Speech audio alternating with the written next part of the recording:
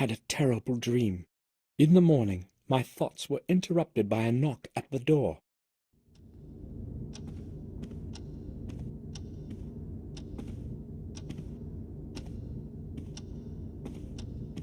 Sir! Sir! Open up! What's going on, Bates? Open up, sir! I have to tell you something. Hold on, Bates. I'm there in a moment. What's the matter, then? It's horrible, sir. Henry, our gardener. They found him in the garden pond. Calm down, Bates. What are you talking about? They found him dead this morning in the pond. I know what I am saying. I saw his body being dragged out. How did it happen? I have no idea. Detective Collier will tell you that. He has been questioning everyone for quite some time now, and he wants to speak to you too. He did not give any of us a chance to recover from the shock, not even Madam. Where will I find him? He's waiting for you in the common room. We had better go there right away, sir. All right, let's go. Detective Collier. Yes. Samuel Gordon, I presume. I need to speak with you. Mr. Gordon, do you know what happened? Yes, Bates told me everything. Good. I need to ask you a couple of questions. Shall we begin? Yes. Did you speak with Henry Stanton yesterday? Yes, I only arrived yesterday, but I spoke with him during the day. Oh, you arrived yesterday? Yes, to attend William's funeral. I understand. What did you speak with Stanton about? I don't know exactly. It was a very trivial conversation. Had you known him from before? No, I only knew Mr. Dickens, who was Henry's predecessor. That was before you left the manor? Yes, about 12 years ago. Okay, let's return to your conversation with Stanton yesterday. Did he seem strange to you? Nervous or disturbed? No, nothing like that. He behaved normally. So, you are saying that he seemed normal? Right. I spoke to Morris, your groom, before this interview. He told me that Stanton would often have a bit too much to drink. Yes, I have heard the same. Madame Victoria has also confirmed it. What do you make of it? Well, they found him in the garden pond, tangled up in algae. I don't know yet how he ended up in there, but the most likely explanation is that it was on account of his drunken state. He might have bumped into something, lost his balance, and fallen into the water. Maybe. But don't you think the water would have awakened him? No, exactly the opposite. It was water that caused his death. He fainted, fell into the pond, and the cold water did its thing. Stopped his heart? He wouldn't be the first drunkard to have drowned like this. What's ironic, however, is that it didn't happen in a lake or a river, but in a little bit of water in the back garden. Oh well, no man can choose his death. If there is nothing you need to ask, I won't be keeping you any longer. Thank you. I have all I need for now. Would you please see me out? Certainly. Follow me, Detective. I will now wait for Dr. Holman's report and close this case. Thanks for your time, Gordon. You're welcome, Detective. Goodbye. Collier wants to close the case. Now that Henry is dead, I've got to find a way to obtain the second part of that strange object.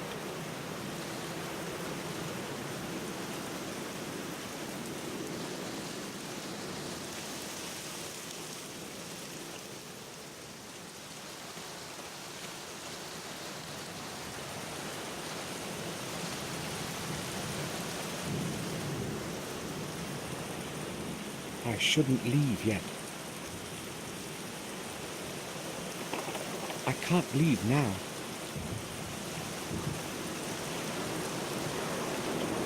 It's empty.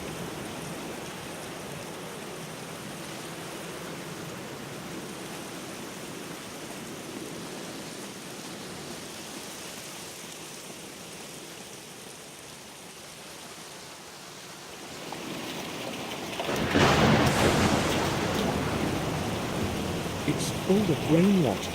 It will have to be cleaned before it can be used again. The leaves will begin to rot soon. The bags are soaked badly. Perhaps Henry forgot to burn the leaves. Who will take over his job now that this thing has happened?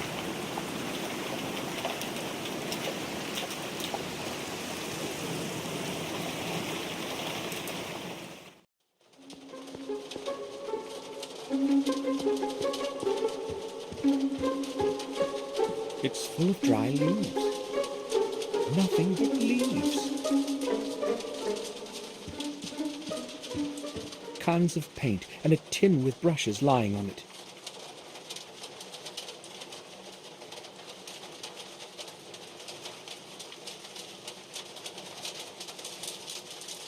Only painter stuff, nothing else.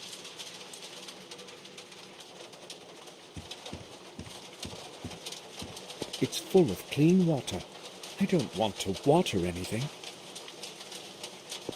They're empty, ready for planting in.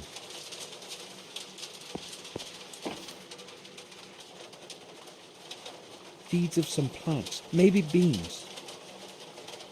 Gardening tools and small tubes with fertilizer. I can't see a bill of exchange anywhere. Where could Henry have put it? There is nothing interesting in the drawer.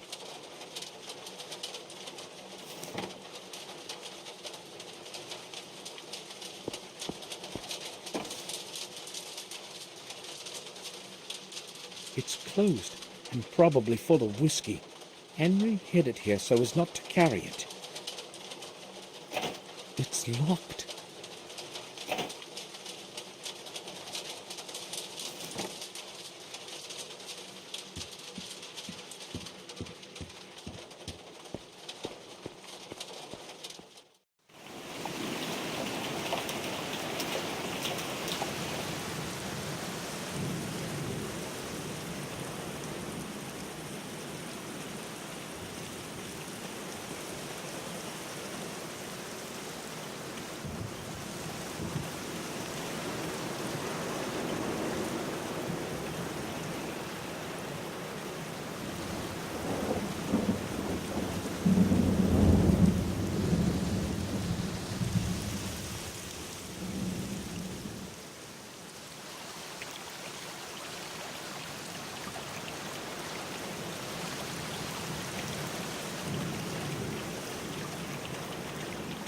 According to both Bates and Collier, Henry's body was tangled up in algae when they found him.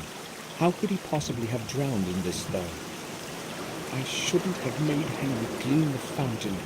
How could I have known that something like that would happen? The water is murkier than yesterday. There's a deep footprint in the mud. It looks quite fresh. Whom does it belong to? Something is glittering at the bottom. What could it be?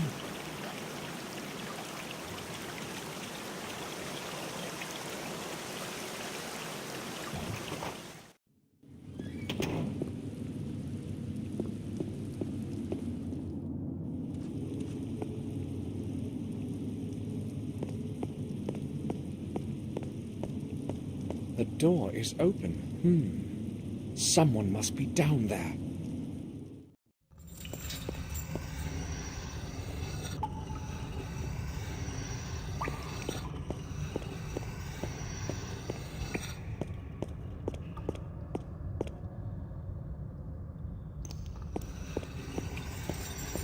Bates?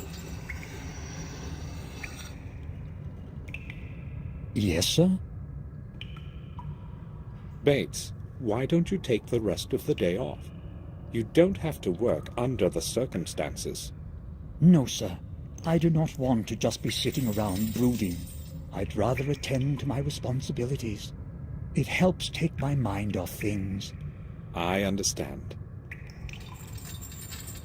I spoke to Collier. As you can imagine, he asked me a lot of curious questions. Tell me, what did he question you about? Many things. But most of all, He was interested in the place where we found Henry. It was very unpleasant having to describe it all over again, sir. Oh? Can you repeat to me what you told him? I was afraid you would ask. Well, if I must. I was awakened by a sharp knock at the door of my room. Morris was shouting something about Henry. He seemed utterly confused, rapidly pouring out incoherent sentences. He wanted me to go with him to the back garden immediately. At that moment, I still had no inkling of what had transpired. Did you go with him right to the fountain? Yes, and only there did I realize what had happened. It took me a while to come to myself again, but then I went straight to the telephone. What time was it? It was about 6 in the morning. Collier and Dr. Herman arrived an hour later. That is all, sir. You know the rest. Yes. Thanks for being so patient, Bates. What was Morris doing in the back garden so early in the morning? His work is in the stable, right? Yes, but he sometimes helps with the gardening. Henry cannot do everything that needs to be done. I mean, he was not... You said you were there when they dragged Henry out of the fountain. Unfortunately, I was. The sight was terrible. I have to tell you something. I feel responsible for what happened to him. Why would you say something like that, sir? Well, I ordered him to clean the fountain. He did not want to do it, but I insisted. You mustn't think that way, sir. Surely, if he had not been drunk, nothing would have happened. And I actually heard Dr. Herman say that his death occurred sometime after midnight. It is not your fault. Certainly, he would not be cleaning it in the middle of the night. I really hope so. Bates is probably right. Henry most likely fell in there by accident. When did Dr. Herman leave? Half an hour ago. He took Henry's body to the old morgue. Did he mention to anyone what he thought about all this? He had a long conversation with a detective, but I have no idea what they were speaking about. I was so distraught, I was not really listening. All right. That's all then, Bates. Body is in the old morgue then. I think I will go now. I'll return to my work.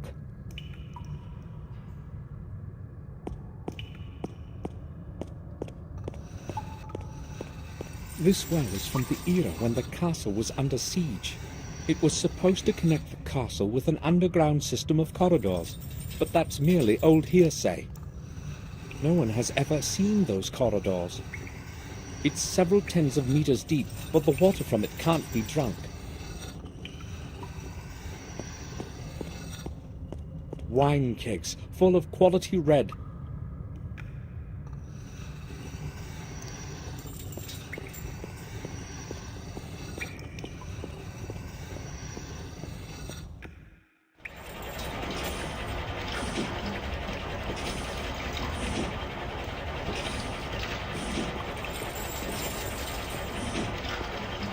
This is where our best vintages are stored.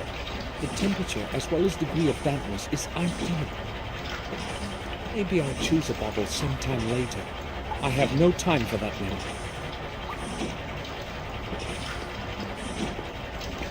It's empty. There's nothing in it.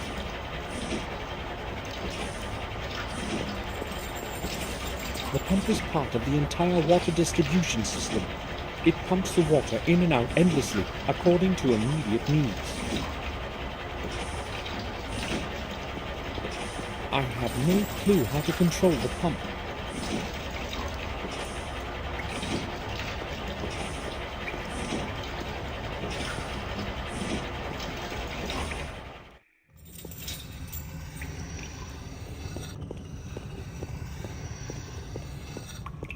They're full of clean water.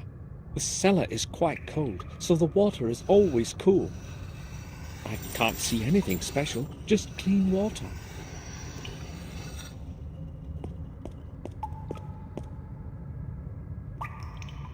Do you need anything, sir?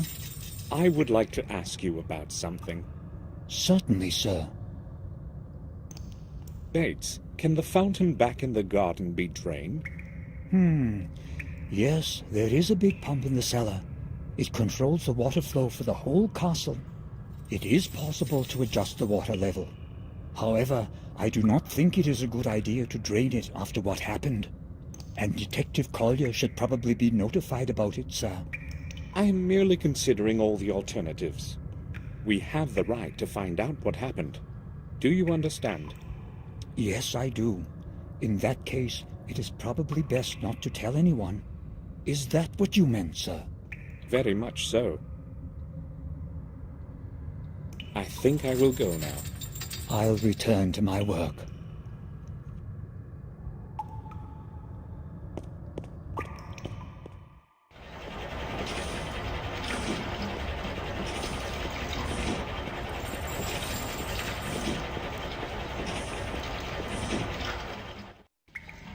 Water distribution controls. I have no idea which one does what.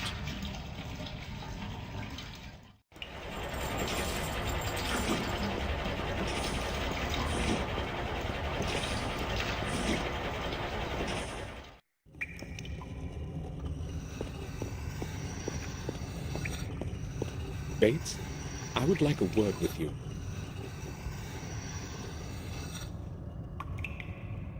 I'm listening, sir. Bates, that pump we talked about, Yes, sir. I think it is broken. Which valve controls the water level? The pump works all right, sir. Only one of the input valves broke off some time ago. The water level can still be adjusted using the other valves.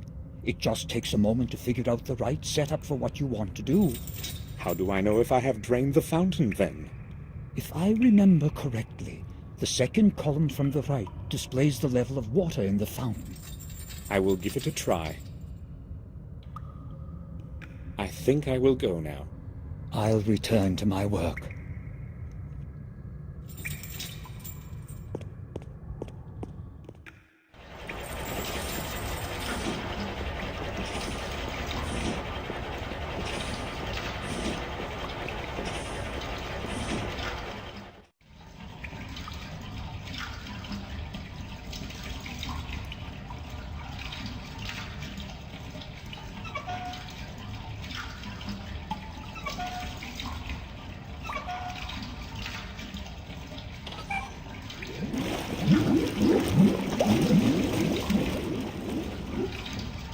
Ready.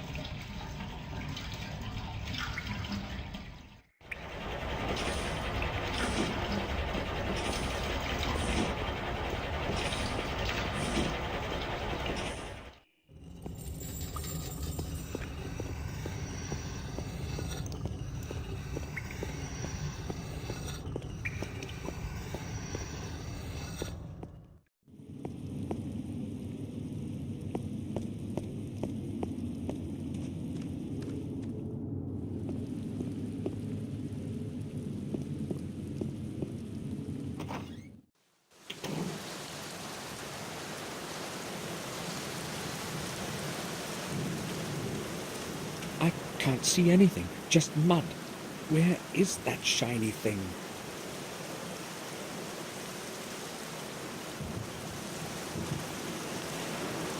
A sign of some sort, or a symbol.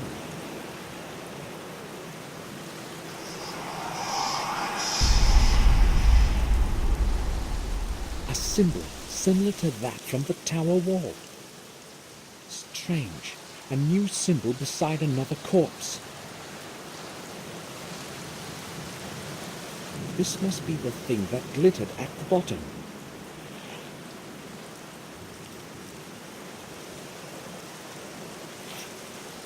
I'll take a picture of it, just like the first symbol.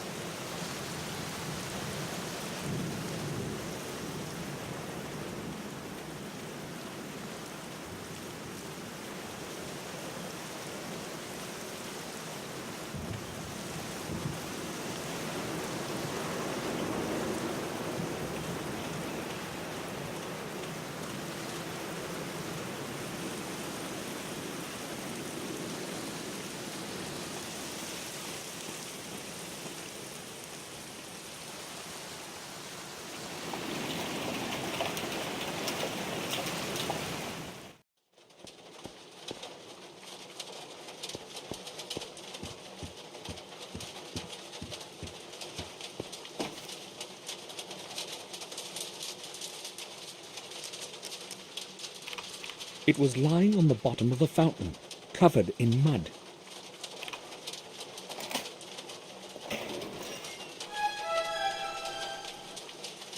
Some papers and a few coins. The bill isn't here. Where could he have put it? A letter. It's addressed to Victoria. Madam, please regard this letter as one from an anonymous friend. One of your servants is not whom he pretends to be. You may find it interesting that he is an ex-prisoner. And a thief. On several occasions, I watched them sneak quietly into the castle cellar, using the old back door.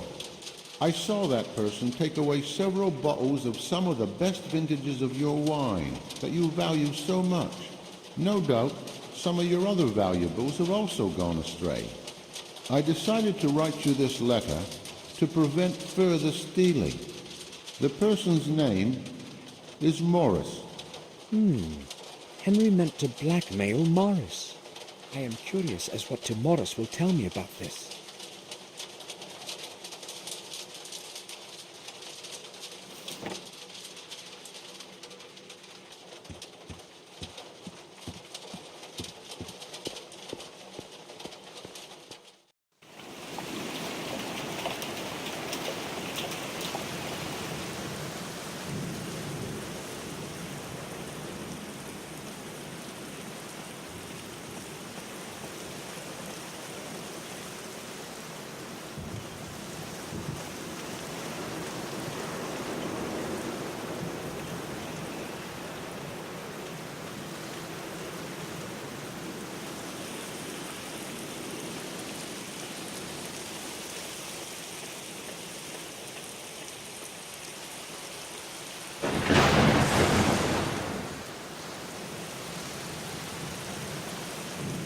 Morris carried the hay sacks away in time before it started to rain.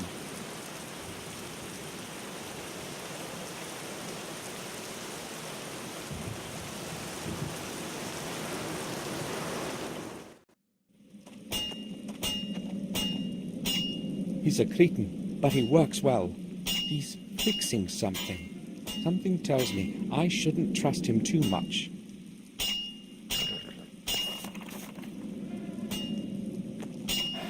Morris, do you have a moment?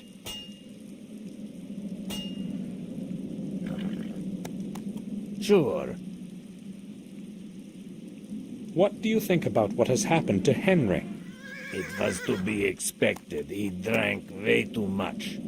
I guess it had to end like this. It sounds like you really don't care that it happened. Well, we didn't exactly like each other, but I wish no ill will to anyone. It was you who found him, right? Yes, I needed something from the back garden, and as I was walking past, I noticed something floating in the fountain. I went closer to have a look, and he was totally tangled up in the weeds. I could see nothing except his coat. Did you notice anything else? No, I panicked, you see.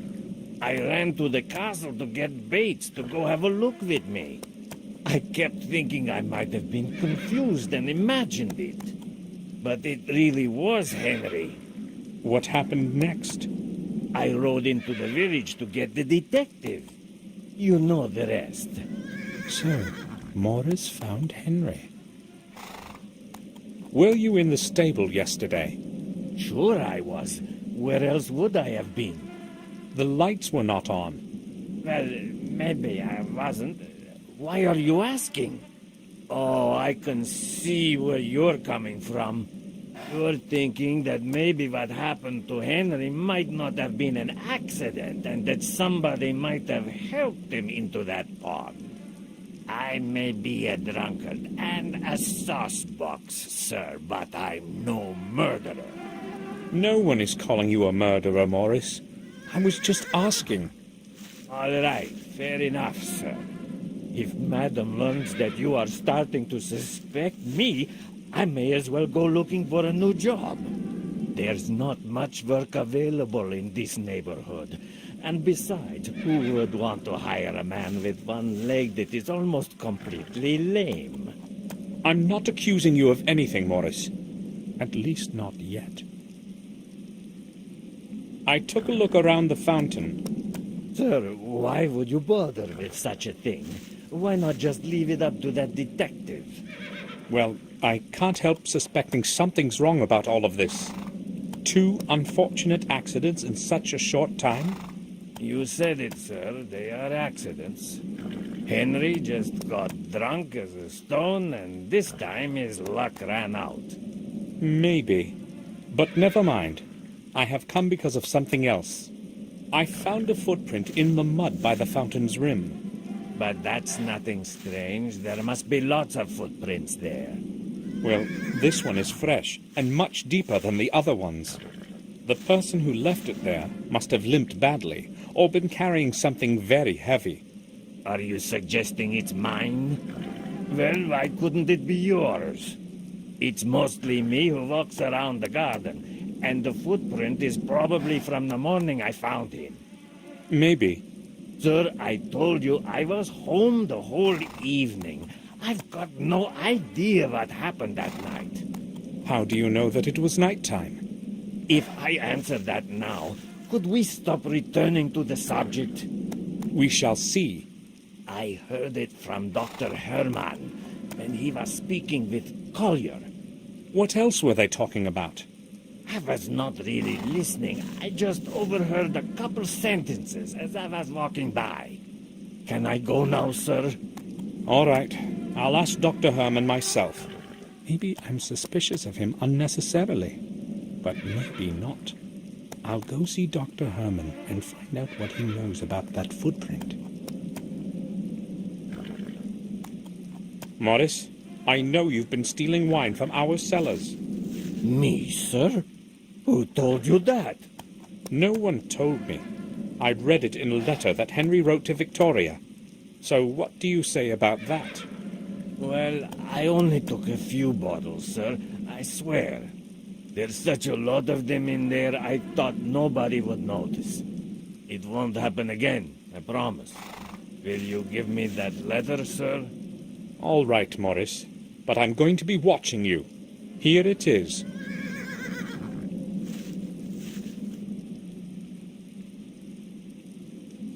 Morris, have you boarded up the old well like I asked you to yesterday? Not yet, sir. I'll do it today. It should have been done yesterday. I'm surprised that Henry didn't fall into it. Excuse me, sir? You know well how I meant that. I want to see it secured today, or you can start looking for a new job. Is that clear? Sure, I'll do it. You needn't shout at me, sir. I have no idea what has gotten into me. Why did I yell at him like that? I will go then. All right, sir.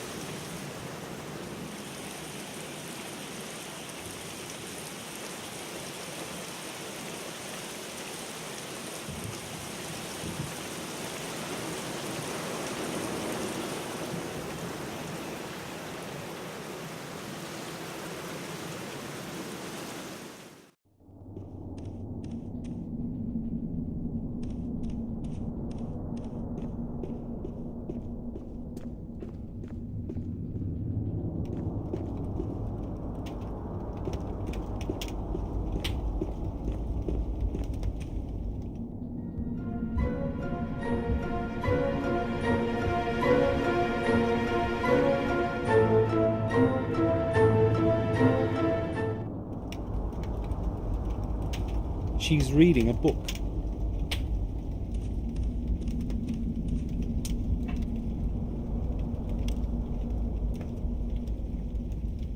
What happened to Henry is awful. First William, and now... Henry liked to drink, but other than that, he was a good man. I'm sorry, Victoria. I would like to be alone now. Do you need anything, Samuel? Dr. Herman, the physician, does he live in Willowcreek? No, some time ago he moved into an abandoned house near the old mill. It is quite close on the road to Willowcreek, the only house far and wide. Yes, I remember where that is. Thanks. Please excuse me now, Samuel. I'd like to speak with you, Victoria. I'm not feeling well, Samuel. Please excuse me. I hope Robert will make up for the lack of my company. All right, I'll come back later. I'll leave her alone now.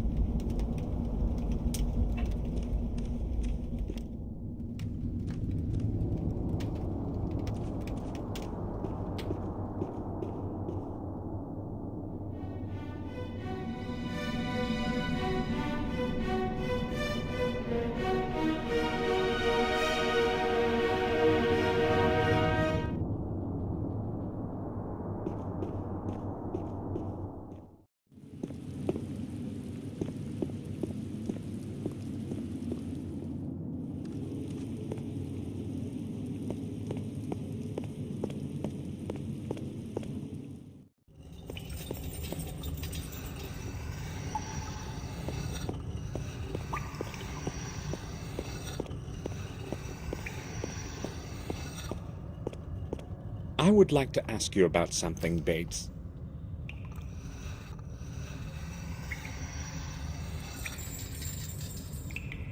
I'm at your service, sir. I found a letter in which Henry blames Morris for stealing the wine from our cellars. Did you know anything about it?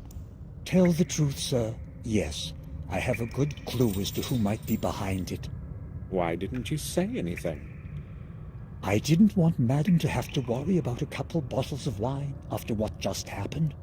There is so much wine in the cellar, sir. It seemed unlikely that anyone would notice a dozen bottles missing. Henry has written in his letter that Morris is an ex-prisoner and thief. Is that true? I do not believe that, sir. Morris is a brute, but he would not hurt anybody. He does what he is told. He does it well, and never causes any trouble. Well, I'm not really so sure, Bates. Have you seen Robert today? Yes, Sir Robert was reading the newspaper in the dining room this morning. If you would like to speak with him, I am sure you'll find him in his study. I think I will go now. I'll return to my work.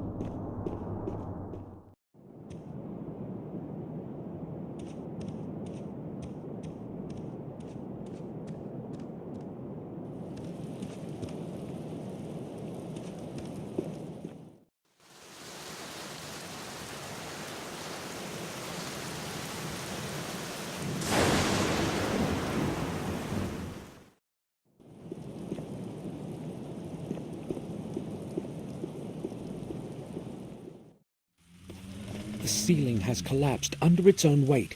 The old wing won't last much longer. Luckily, no one was here when it happened. Decayed wooden beams have broken up and fallen to the floor. The wooden ceiling is now unstable. It could collapse at any minute.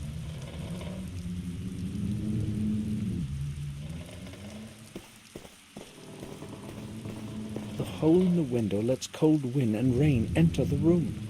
If it rains like this tomorrow too, we'll have to patch the window up.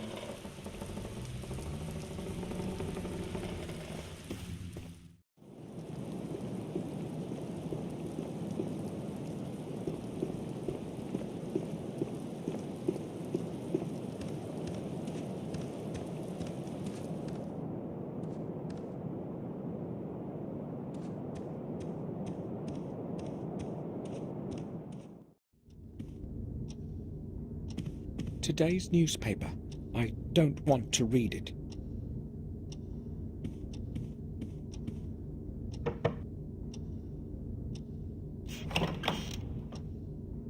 I need a word with you, Robert. Yes, but I am quite busy at the moment. I won't keep you long.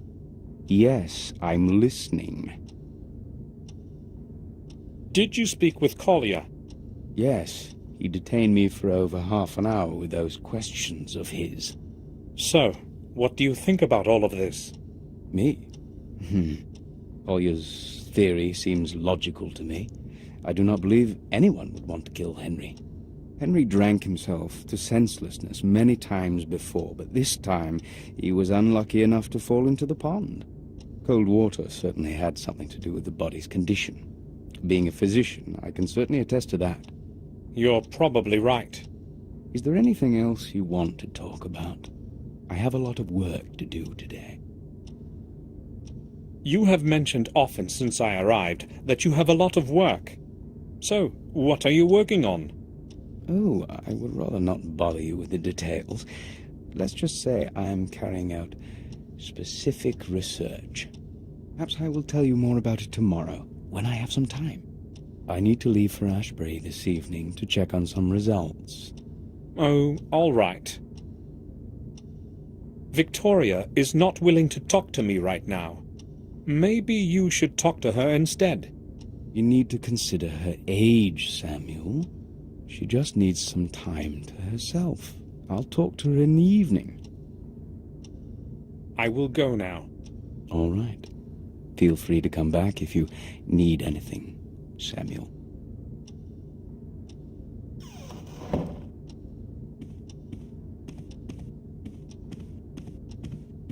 Victoria is at the fireplace in the hall.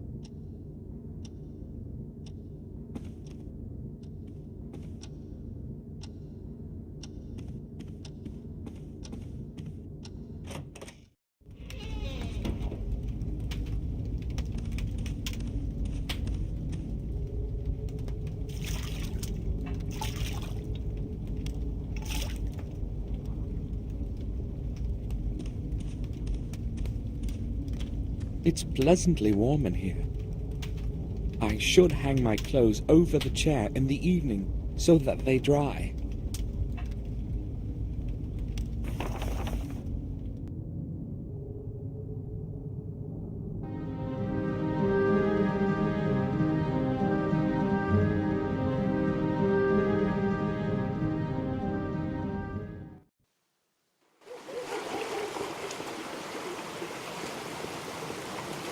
When it's raining, the steps are so slippery that one cannot safely descend to the water.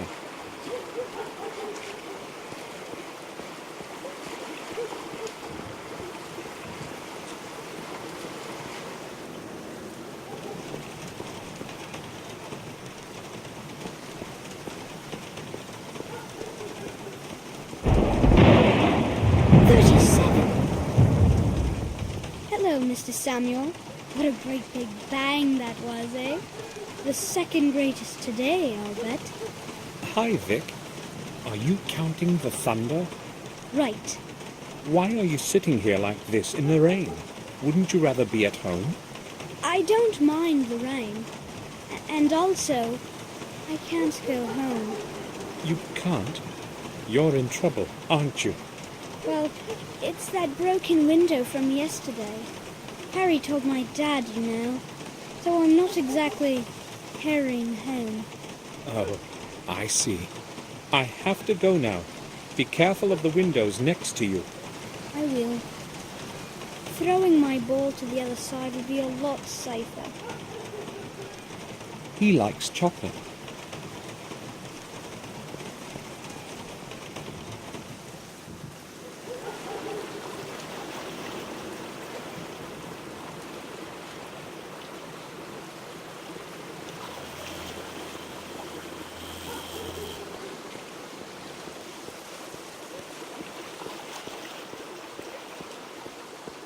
The light is on. The shop must be open.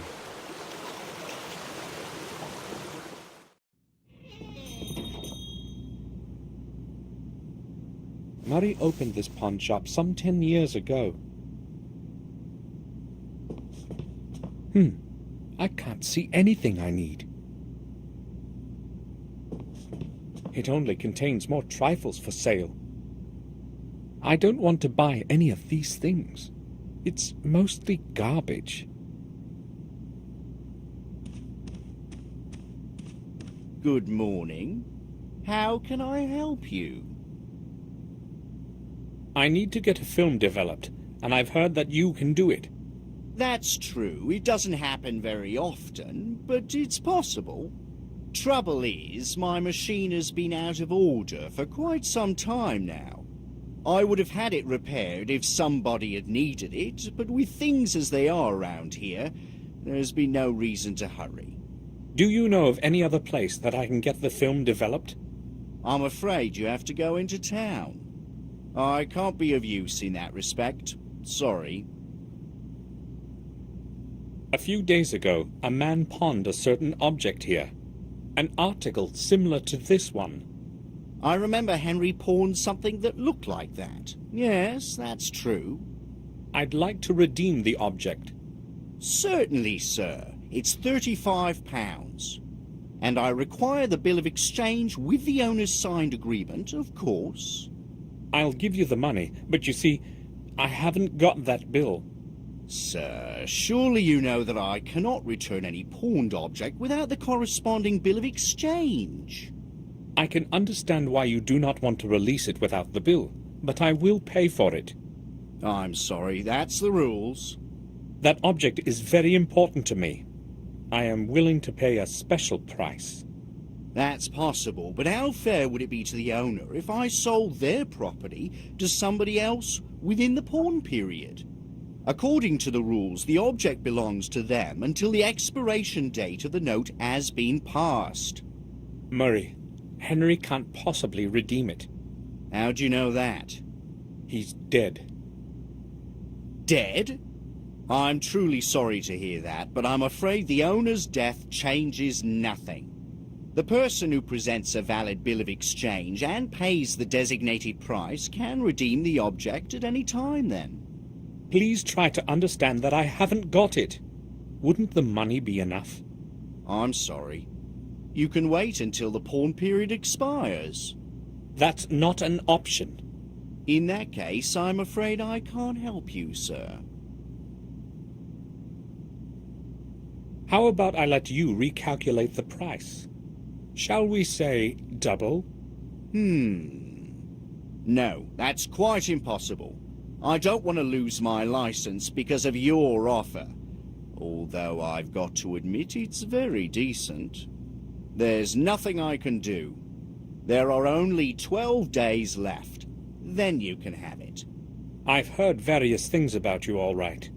But I thought you were more into money. What do you mean by that? What have you heard, and from whom? That doesn't matter now. Let's get a few things straight, Murray. We both know that all you care about is money. You're going to make me come back a few times and then negotiate a new price.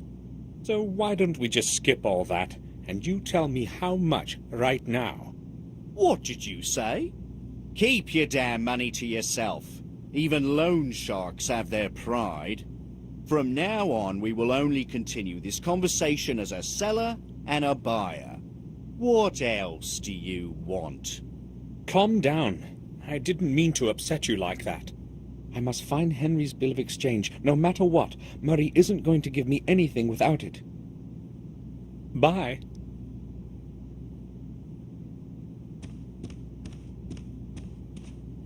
I wonder if it too is for sale, or if it's part of the inventory here. Hard to say among all these things.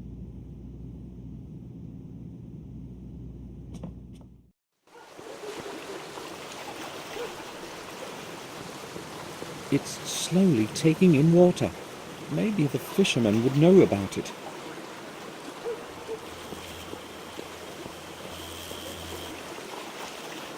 "10 minutes to 2.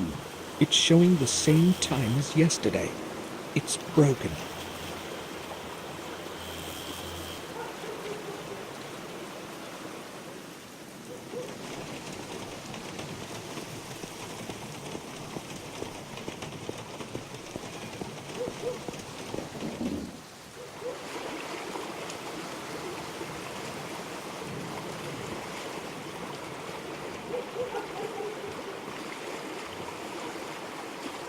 Hello there, young man. The fish are going to crawl on my hook by themselves today. I can feel it in my bones. That boat on the other side of the river, is it yours? A lot of water has leaked into it.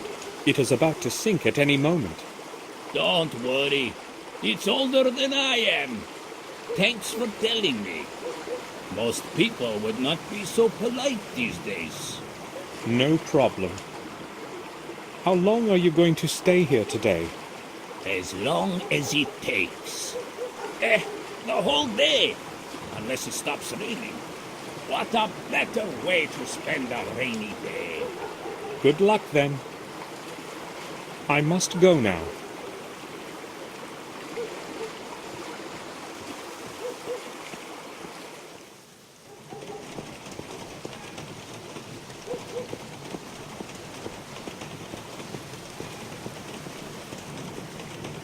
I'm surprised Harry didn't bother to cover it up.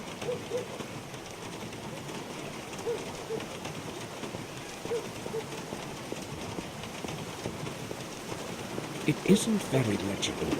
The chalk is all blurred. I can ask Harry directly.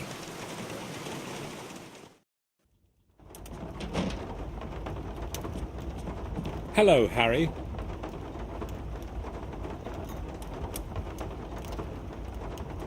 Welcome back, Mr. Gordon.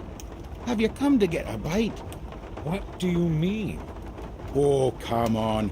I know your Bates is not exactly a great cook. It's not so bad. I have no reason to complain.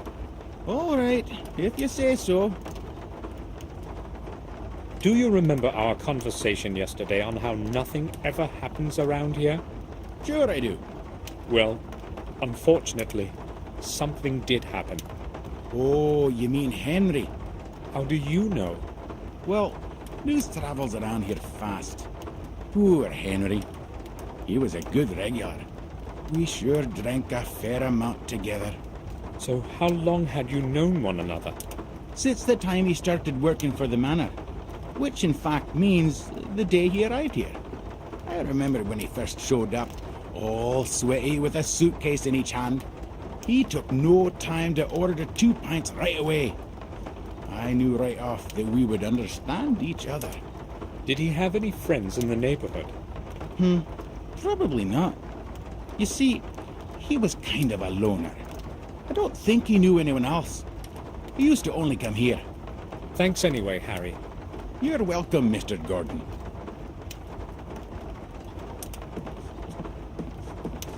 I need to talk to you.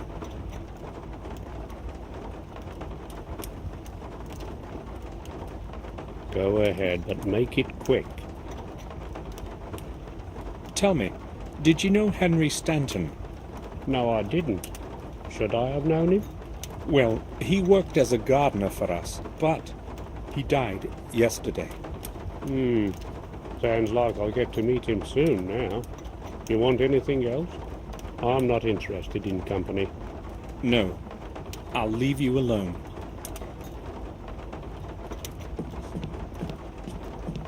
Hello.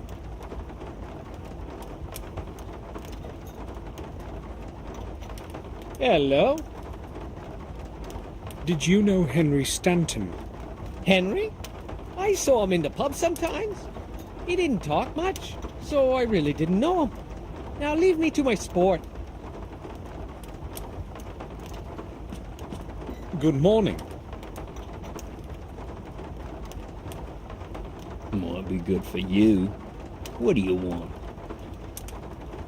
You said yesterday that you used to help in our garden. A couple of times, yes. So you knew Henry, our gardener, right? Yes. I don't want to talk about him after what has happened. When did you last speak with him? Well, yesterday evening. I met him just a short distance off the road to the village. What time was that exactly? I don't want to talk about it. I already told you that. I don't feel like getting involved in anything. I'm not the police. You needn't worry. What did you speak about? It was just a couple of sentences. I'm not sure. Was he acting normal? I mean, was he sober? Yeah, he was, that's for sure. It's true that he used to drink a lot, but he didn't drink every day. And yesterday, he was sober. Oh, I would have noticed. Thanks for telling me. You're welcome. So, Henry was still sober in the evening, and they found him drowned at dawn. That doesn't make much sense. I don't need him for anything right now. I've got nothing to talk to him about at the moment.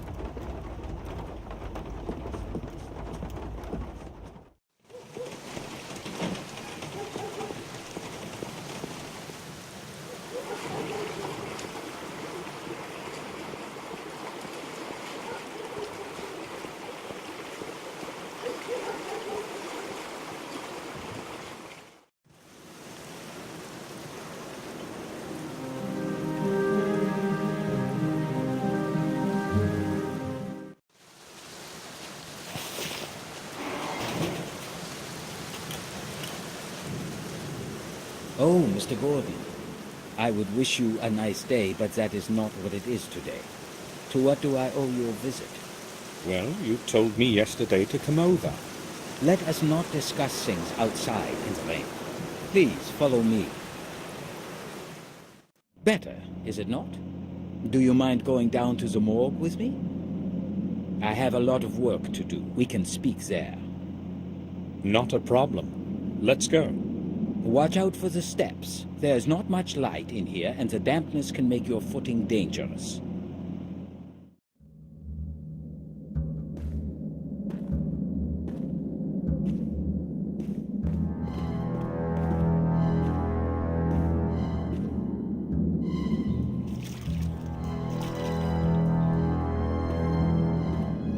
So, what do you want? I have returned as per our conversation yesterday. This won't take long. I would only like to ask a couple of questions. Let me guess. This is about William, right? Yes. You mentioned some bad burns on his body. On the chest area, to be more specific. Yes. So? So, what? When we talked yesterday, you said you would tell me more about it. That is why I am here. Is that what I said? Well, I can only repeat what I have already told you. Massive burns on the chest caused by an unknown object. Is that all? An unknown object? What you're saying is different from what you already told me. I cannot remember. Those were just initial theories, anyway. I have recorded everything in the post-mortem account. Shall I quote from it? That won't be necessary. It seems Dr. Herman has lost his memory since yesterday. Why is he concealing what he originally wanted to tell me after we had first met? That death report would interest me, but not in his presence. Dr. Herman, I'd like to ask you about something in connection with Henry's death. Mr. Gordon, it was my impression that this affair is currently being investigated by Detective Collier. Is that so? This affair, as you call it, happened in my garden. I have every right to be interested in it. All right. What do you want to know? I found a footprint right next to the fountain. It was quite deep and very recent. Yes, we noticed it. Collier made a record of it in his papers. I do not know what else I can tell you. Did you notice something odd about it? What do you mean? The person who left that footprint either limped or had been carrying something quite heavy. You have an eye for detail, Gordon. That is exactly what Collier said. So? The trouble is, there are footprints all over the place, and they most probably all belong to your groom. What is his name again? Morris? Yes. You can exclude that one, though, if you thought of him as a potential murderer. Let me tell you why. I'm listening. I should not be telling you this, but it is your business in a way, too, so... I have been doing autopsies for over 15 years, and I have never seen anything like this before. Something seemed odd to me the very moment we dragged him out of the pond. His skin was entirely white. You see, I know what the body of a drowned man looks like even after a month, but this was different. He looked as if he did not have a single drop of blood left in his body. Maybe it was in the water. Impossible, Gordon. I told you I know what a drowned man looks like. I have not mentioned this to Collier, however. He would think I am going mad. I need to prove my theory first. So what have you found out? Exactly what I expected. No blood. Not a single drop of it anywhere. As though something squeezed the life out of him like the juice from an orange and disposed of its skin in that fountain. This is not like anything I have ever witnessed. I'm not a doctor, but I can see it's more than strange. This is not strange, Gordon. It is flat out impossible. Even if someone deliberately wanted to extract all of his blood, there would still be some remaining in the organs and muscles. So what's your opinion now? I have no theories yet as to what my conclusions should be. I have no sensible explanation for what I've found, but so far, nothing is indicative of a violent death. Thanks for telling me this, Dr. Herman. Listen, no one except the two of us is aware of this fact, and I would prefer it to remain that way for now. When you speak to Collier, do not tell him anything. I will tell him myself when the timing is appropriate. Understood. I'll say nothing. You can take my word for it. Now that is truly weird. I spoke with Detective Collier about Henry's death. It was inevitable that he would end this way. He was a lost cause. What do you mean? Well, it certainly was not the first time something happened to that man after he drank himself into a stupor. I know this well because it was I who had to restore him to normalcy after the other bouts. It was not usually serious. However, on this occasion, he overestimated his capacity for drink for the last time. This is rather awkward, but you see, Henry had something important that belongs to me. I have looked just about everywhere and have not found it. So it occurred to me that he might have had it with him, and that you... So, what is this it supposed to be? Actually, it's just a small piece of paper, but it's very important. Otherwise, I would not ask you. You want me to search his personal belongings? I would be grateful if you would do that, Doctor. Gordon, that parcel is part of the evidence. I cannot just remove something and give it to you until the police have completed their investigations. But that something was mine. No matter. Until the case is officially closed, I cannot even show you any of those things. I understand. Thank you, Doctor. At least I know where that blasted bill of exchange is. Doctor, do you think you could go outside for a moment so I could have a look around? I could forget my wallet on the table when you return. Excuse me? If I had not known your family for so long, I would be offended. Look, I can see where you're coming from. I already told you the parcel has to stay sealed until the investigation is over. So forget it.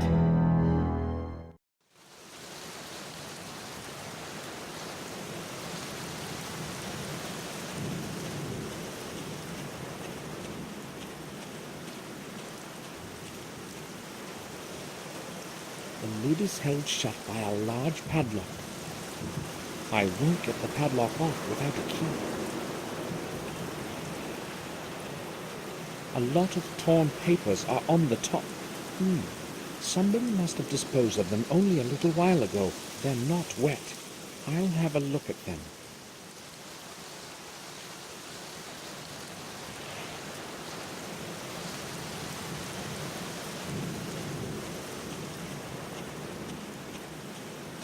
light is on in there. It's probably Herman's room.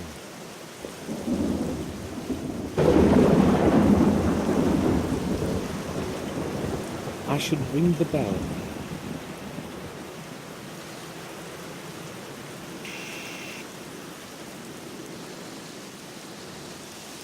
Yes?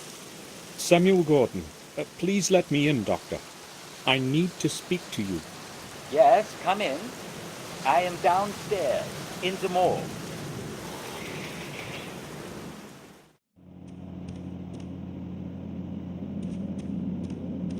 Herman's private rooms are probably up there. I'm not going there. A collection of night butterflies.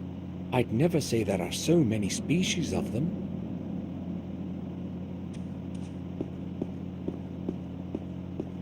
I don't know who this is. Maybe the former owner of the house.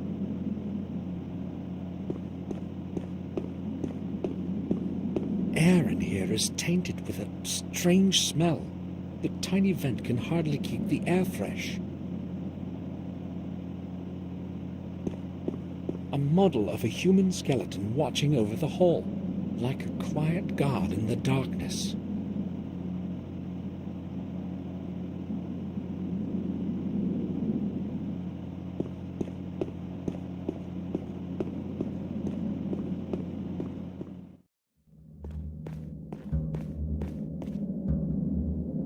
I don't envy him his job.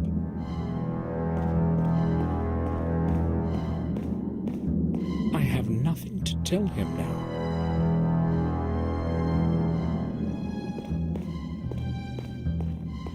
Empty photographic developer canisters. Herman apparently takes the photos for death reports himself.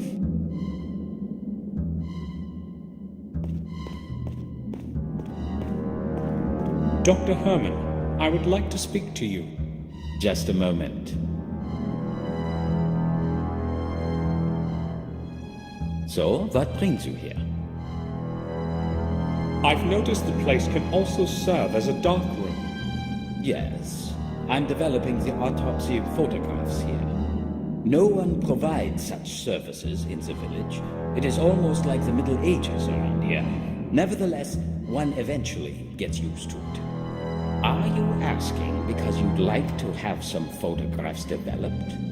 You see, Gordon, this is not a copier for tourists. You are standing in a morgue. Oh yes, that's quite apparent. I only need very few pictures, though. All right, then. But I will only do this because of my friendship for your family. Give it to me. Thank you, Doctor. Hold on. I would like something in return. I cannot get you the picture without it anyway. I have run out of toner. Would you bring me some from the village? Didn't you just say that no one could provide that kind of service in the village? Yes, and they do not. I have an agreement with old Murray. He orders me supplies from town. Tell him the toner is for me. He will gladly sell it to you. Right. I'll be back.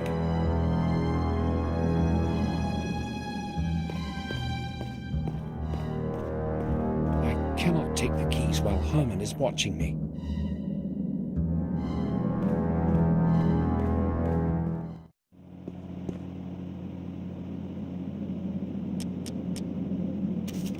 It was torn to pieces. Obviously, they didn't want anyone to read it.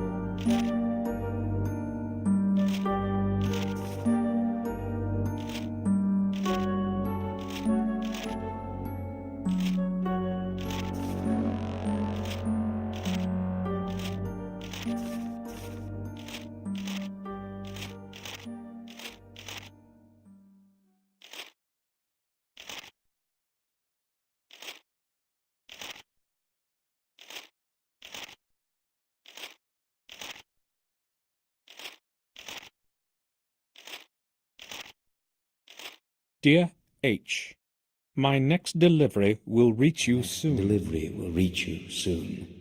You need not worry. Everything has gone smoothly. No one knows anything, and that is how it is going to stay. Do not forget that what I am doing here is for the good of science, and without your help, I would be unable to continue my research. I will send you my results, as usual, within the next month.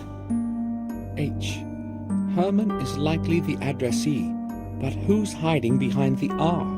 What kind of delivery are they talking about in that letter?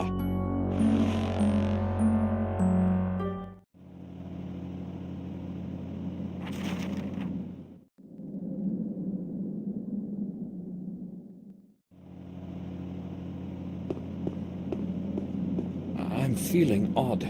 Hopefully my headache won't return tonight and I'll have a good night's sleep.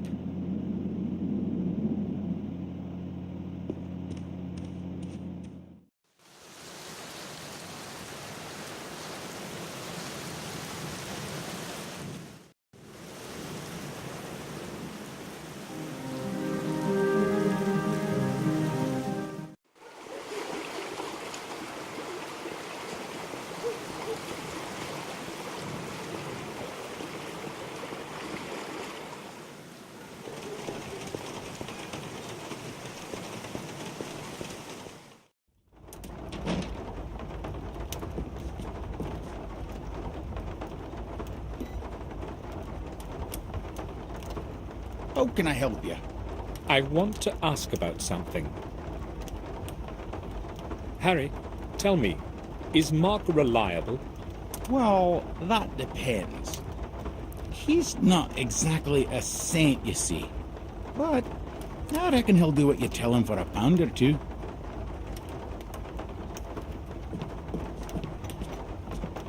May I bother you for a moment?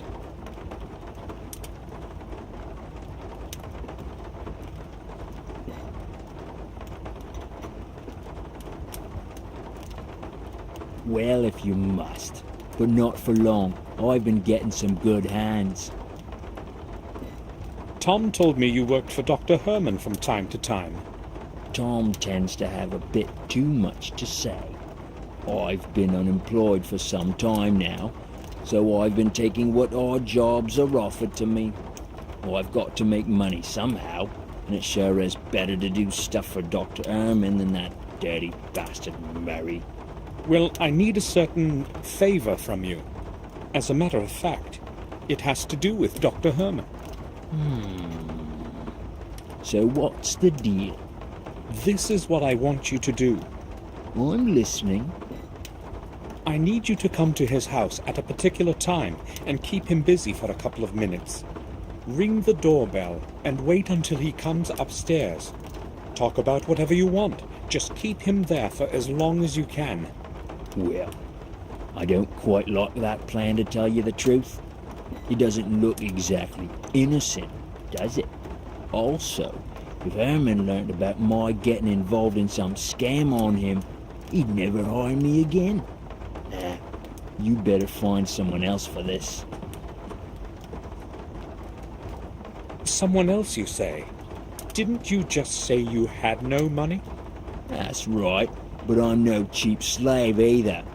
Fine, I can get someone else to do it for £10. What did you say? I said I should be able to get some other punk for the job for £10. Keep your bloody money to yourself. I don't need to listen to this. So how about 20? Did I hear 30? Say 30 and I'll even forget about the punk. He's smarter than he looks. I said 20, but never mind. Half now, half after the work is done. Don't you believe me? I may be a punk, but I keep my word. Lay 30 on the table, and it's settled. All right.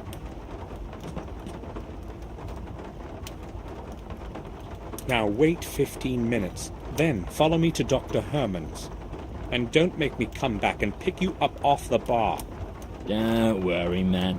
Old Mark always does what he promises. I walked quickly to the morgue to get there before Mark. I hope he'll show up on time, as we have agreed.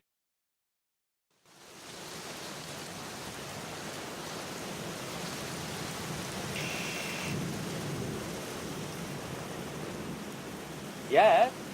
Samuel Gordon, please let me in, Doctor. I need to speak to you. Yes, come in. I am downstairs, in the morgue.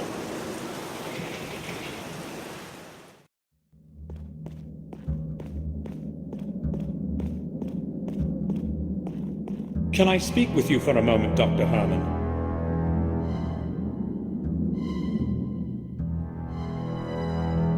Yes, but I told you I have no news. This needs time. So if you keep interrupting me... No. I'm here because of something else. Yes? Well, the thing is... So what is it you want, Gordon? I do not have the whole day for you. Where the blazes is that mark? Did you say something? No, you see, I just... Now who could that be? Damn!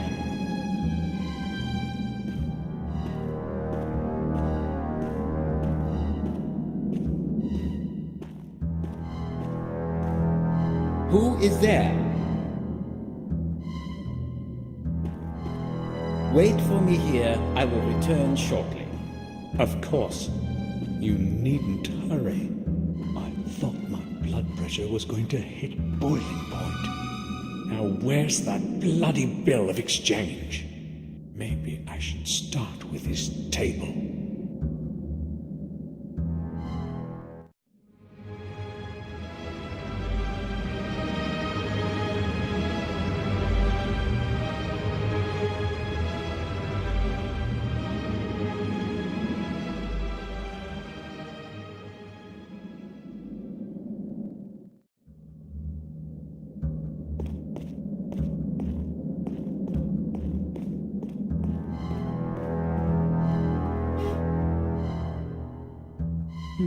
A piece of plastic for making imprints.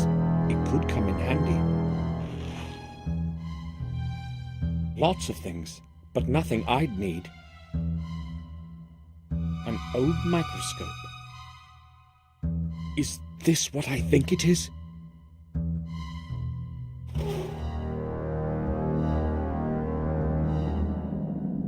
I'm not leaving now. I must find Henry's stuff. There's a label with Henry's name on this box. Henry's bill of exchange. Excellent. I've examined it thoroughly. It no longer contains anything of importance. I don't need anything else from it. I'm not leaving yet. I need to find out more.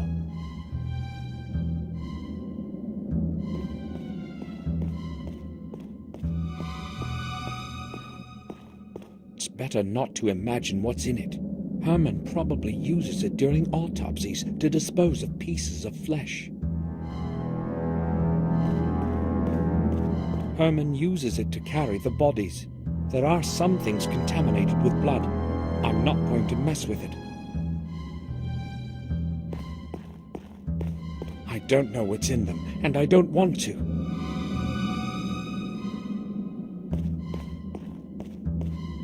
Human muscles and certain organs. Legend is composed of a great number of Latin phrases. There's no point in studying them. Key to the garbage container at the front of the morgue is in this bundle.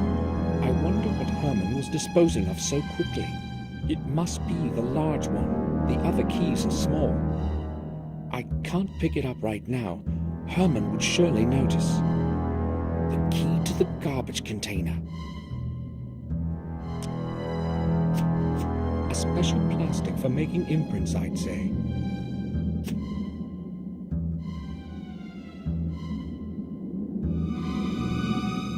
I made an imprint of the key in the plastic. Herman is returning. I can hear him on the steps.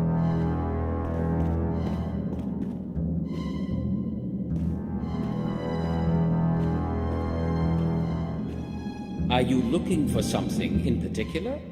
No, of course not. Well, I've never been to a morgue before. I'm just curious. You have some odd interests, I can see that. What were we talking about? I've forgotten completely. It can't have been anything important. So be it then. I do not have the time to be talking to you constantly. No offense intended. Oh, it should be me who's apologizing. I won't disturb you any longer. See you, Doctor. Goodbye, Gordon.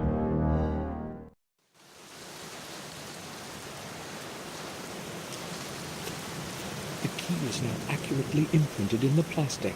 A perfect copy. Henry's bill of exchange. It wasn't easy to obtain. Finally, I can get that thing that Henry pawned.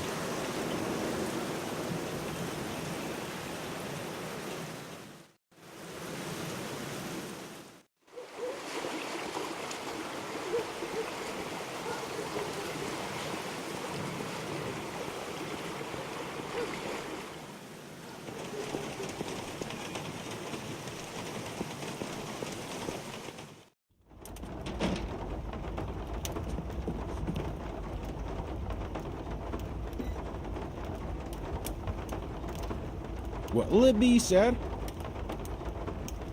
Harry, you know everyone around here. Would you happen to know someone who can make a key? Well, I'm not sure if he's the man for the job, but Mark here has a few skills. Just ask him. All right. Thanks. May I talk to you? Now? Come back when we finish the game. He's rude, but reasonable.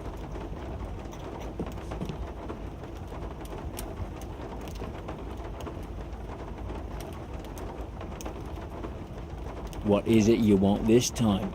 It won't take long. Okay, I'm listening. I can see you wasted little time spending my money. It's mine now and I'll spend it however I want. I have no problem with that. Did you have enough time to do what you needed? Yes, I did. But maybe you could have rung a bit earlier. What were you doing down there anyway? That's none of your business, really. Yeah, I've got no problem with that. If you need something again, you know where to look for me. I need someone to make a key for me. Harry said you can do it. A key's no problem. Give me the original and I'll bring it back with a copy in a little while. And it's for free. I'll just assume it's part of our deal today. Trouble is, I only have an imprint. That's going to be a lot harder. I've never tried it with an imprint before. Just give it to me and pick up the result in an hour or so. I'll see what I can do. Good. Here it is.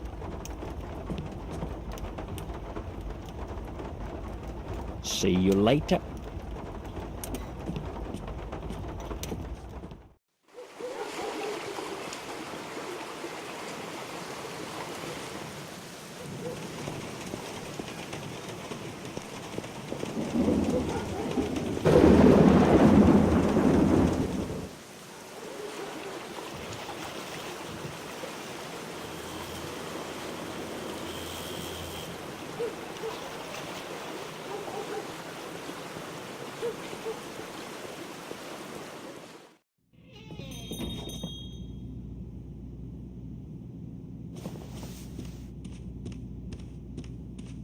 Is there anything I can do for you?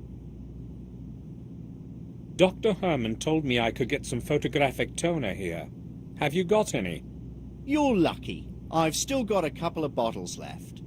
I don't go to town every day, you see. Here it is.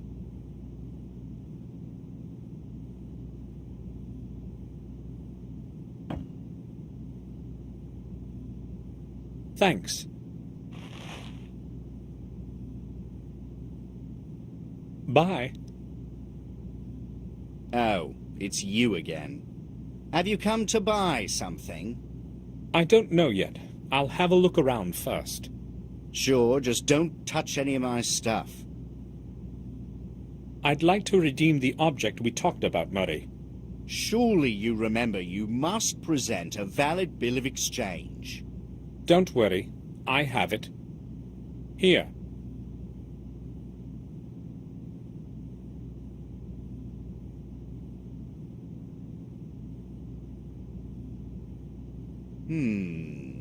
Yes, everything seems to be all right. It's £40, sir. Didn't you say 35 at first? Oh, you're right. Excuse me, I've made a mistake. Sure. I'll go get it for you right away.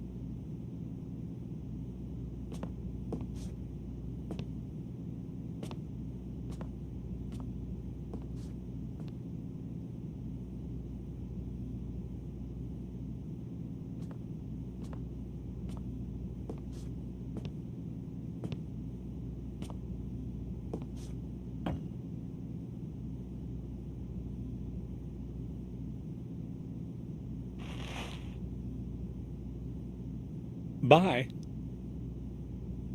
Can I help you? No, not really. Thanks.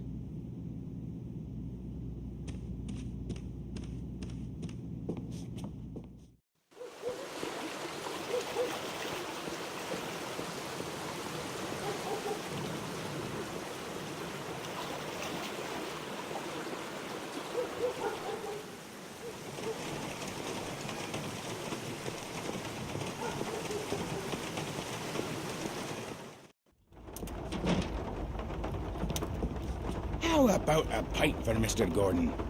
No thanks. Maybe later. Have you seen Mark around? No, he hasn't shown up yet. He's probably got some work to do. Are you looking for him? Not really. Just asking.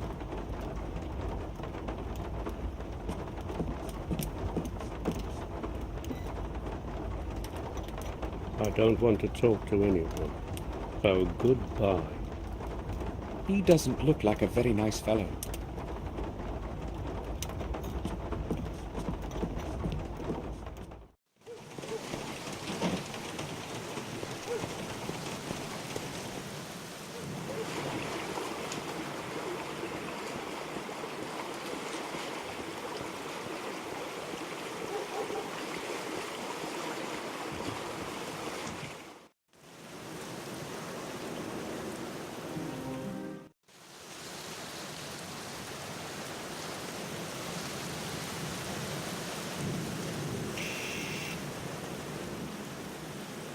Yes?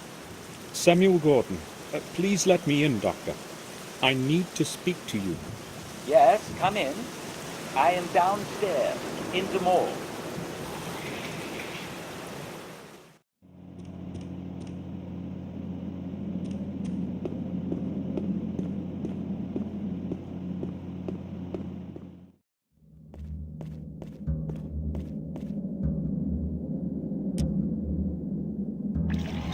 A chemical toner for photo development.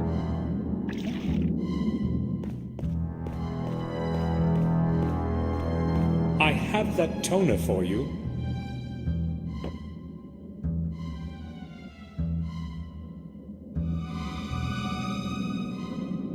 So, can you develop my film now?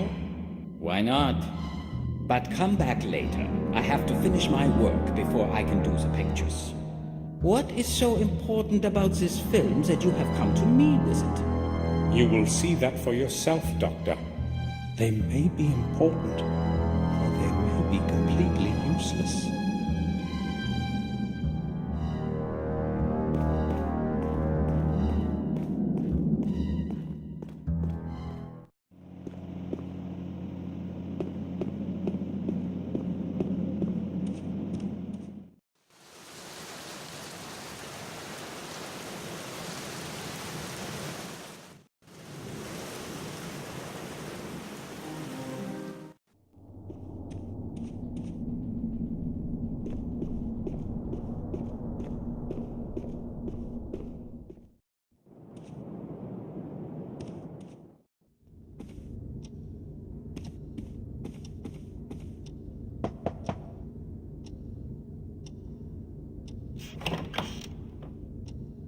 I need to speak with you, Robert.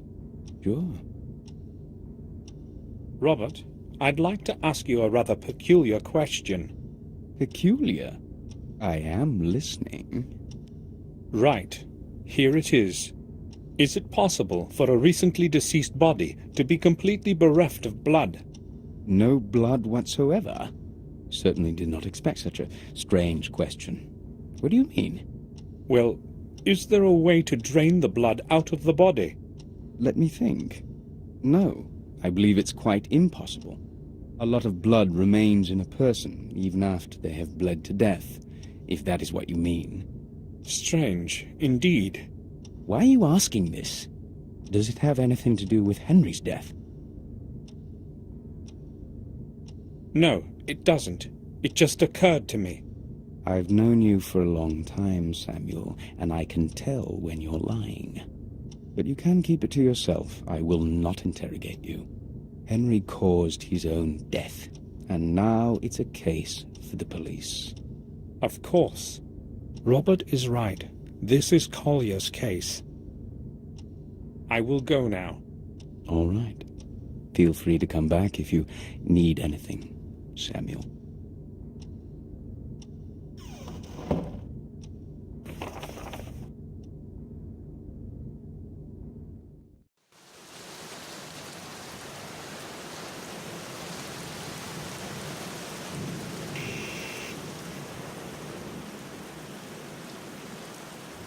Yes?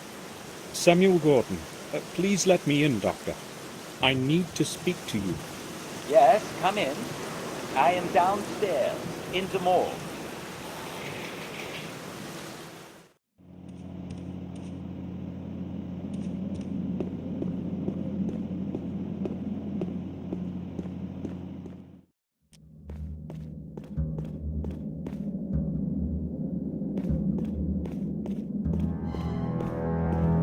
I would like to ask you about something, Dr. Herman.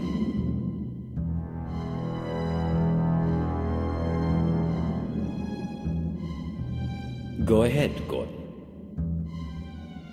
Have you developed that film for me? Not yet, Gordon. I have work to do. Come back later. He has a lot of work to do, and I have no idea what we could speak about.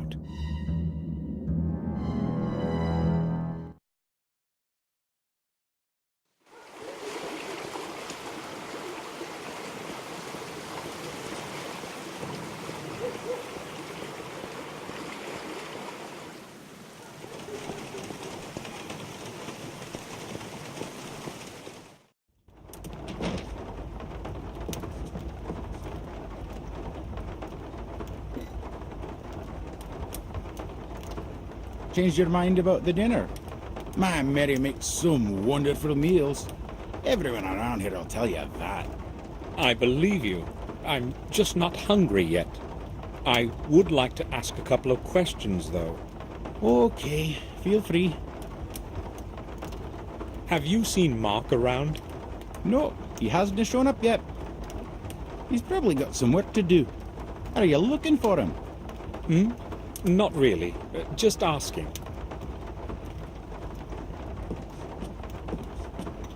Have you got a moment? Leave me alone. I don't want any company.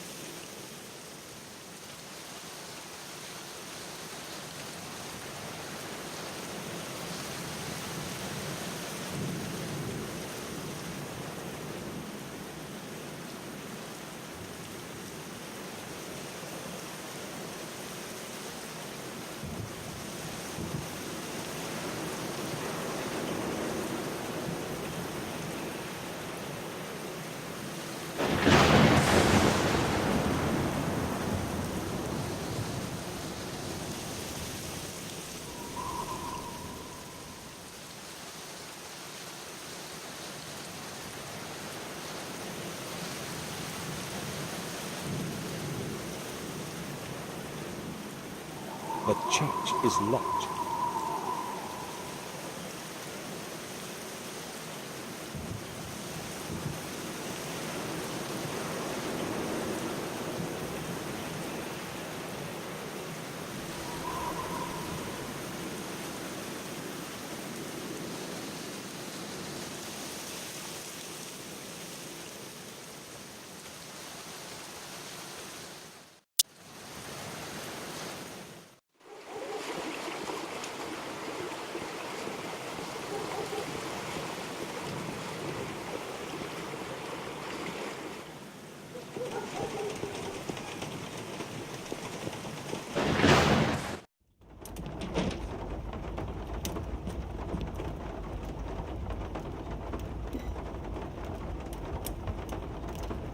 What'll it be, sir? I'd like to ask about something. Sure, go ahead. Have you seen Mark? He was supposed to wait for me here. Aye, he popped in just a moment ago, but went somewhere right away. But he's left his key for you here.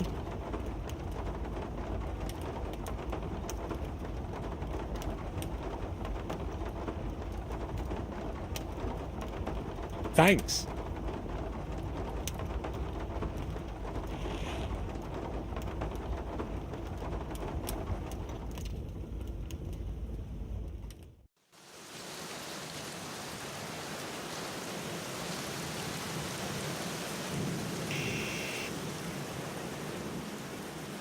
Yes?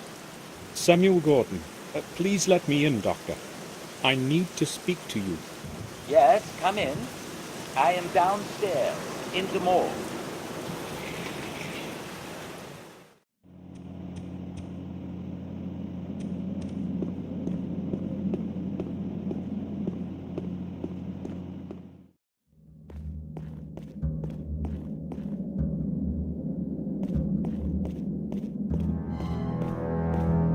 Can I speak with you? Hold on a minute.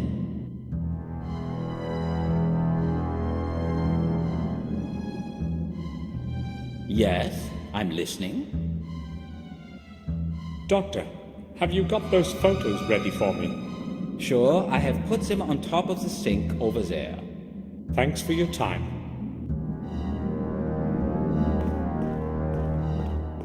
The bottom is stained, probably by dried blood.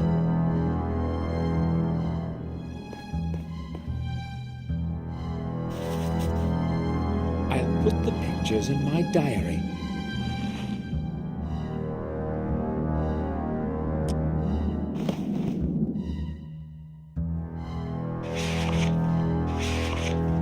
The symbols are much alike, only with a different symbol in the center.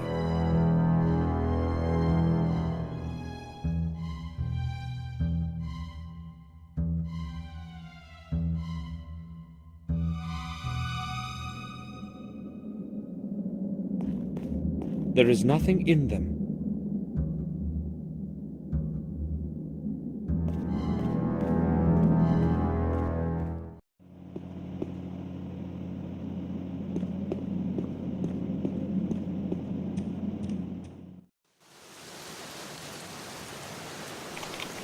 A copy mark made of Herman's key.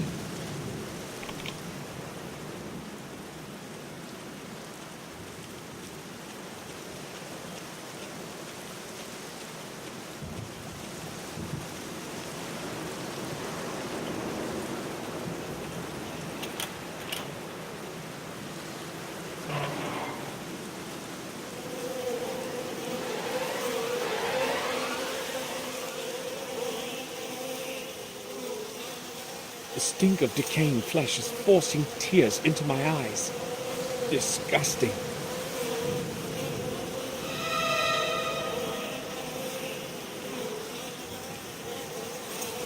Human remains. Shouldn't they be buried deep in the ground? Tied up bags, oozing blood. I'm not touching that.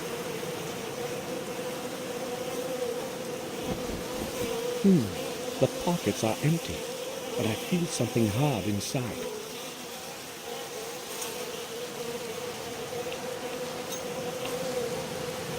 The gem has perfectly smooth edges.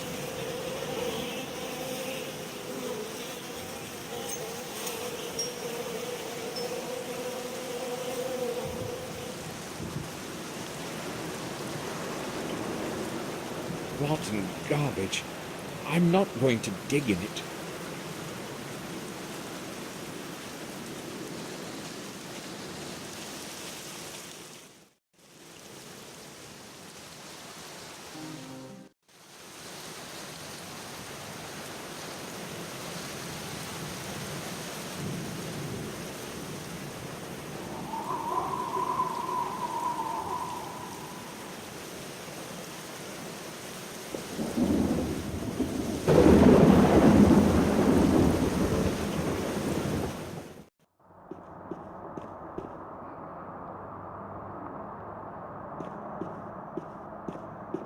The church was built during the reign of Marcus Gordon the Merciful in 1230.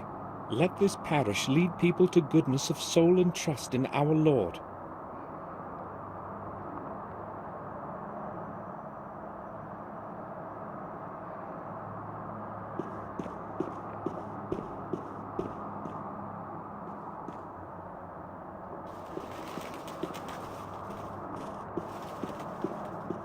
The light of the candles is reflecting in the arch.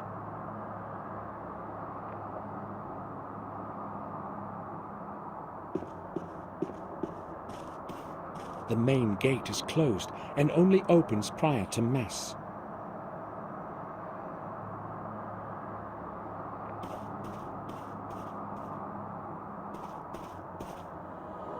Father Frederick has been administering to the vicarage for many years.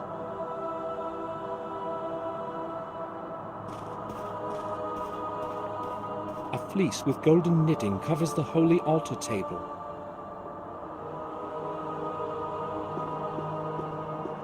Holy writing, all Latin.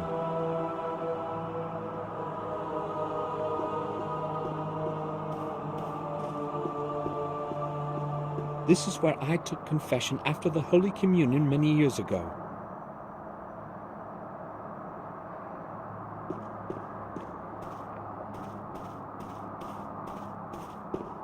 I don't want to disturb them.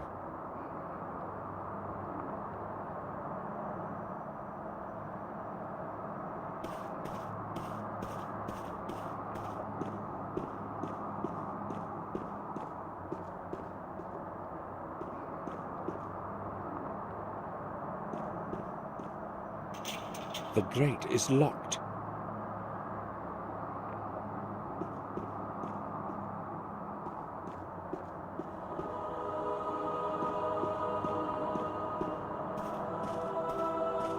Father Frederick? Yes? Can I speak with you? Certainly, my son. I am listening. I am Samuel Gordon. It has been a long time since we last met, but I still remember you. I would like to thank you for what you said at the funeral. You need not thank me. It was the least I could do for William. I've heard they used to execute heretics in the attic here a long time ago. According to the chronicles, the trials would have taken place exactly above where we are standing now. A strange place to build a church, don't you think? It was Marcus Gordon, your ancestor, who had the church built. He wanted to at least partially atone for the sins and injustice that occurred here. I believe he chose the right path. Tell me, Father, what do you know about Marcus Gordon? He was a great man of his time, the exact opposite of his older brother. Mordred was a cruel antichrist. He would torture and abuse the innocent in mock trials. Thank God he didn't rule for long. Marcus convinced the peasants to rise and revolt, and they succeeded in overthrowing his reign. You can be proud to be of his blood, my son. Father, may I make a confession? Of course. Would you like to do so now? No, I meant later. Such things should not be put off, believe me. I'll come back later. I promise. Father, I'd like to talk with you about William. May he rest in peace. What is it that bothers you, my son? I know he came here often. Yes, just like many other people who confess regularly to relieve their souls. But I also know he came here at night. Can you tell me about that? Well, since it is you, I guess that I can.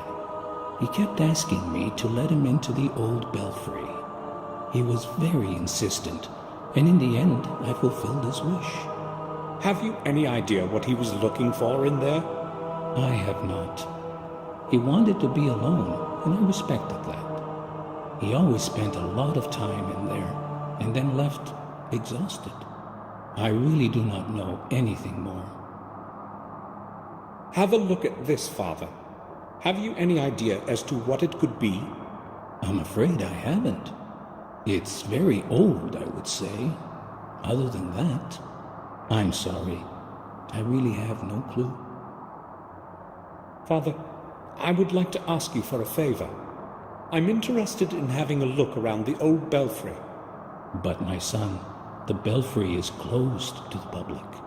Why do you want to go there? I'm afraid I can't explain it at the moment. But it is very important. Believe me. All right, then. I will make an exception, then. But just for this once. Thank you. Follow me, please.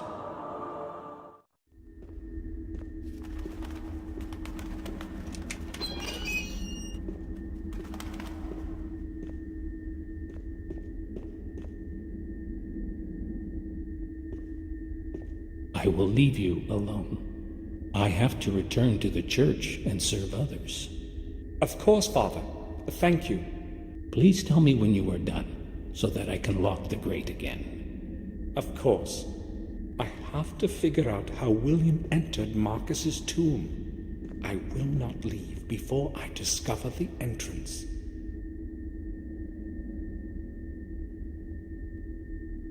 I can't leave now. I must find the way to Marcus's tomb.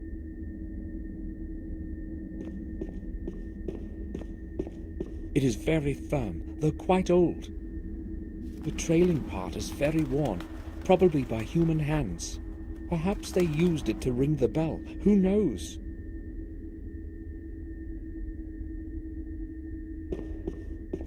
The circular stairs lead to the belfry. I have no reason to go there.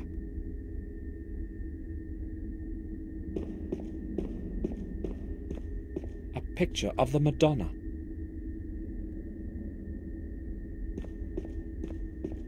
It leads to the rear part of the graveyard. The gate is locked from the other side. It can't be opened. There's no lock on it.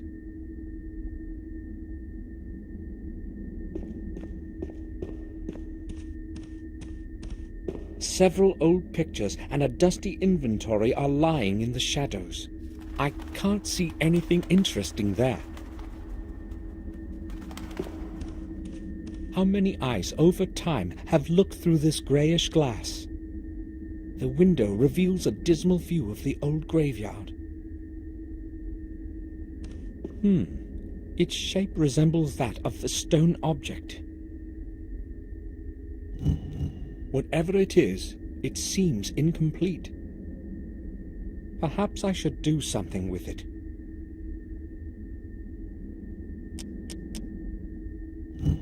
I picked this part up in the pawn shop. The gem has perfectly smooth edges.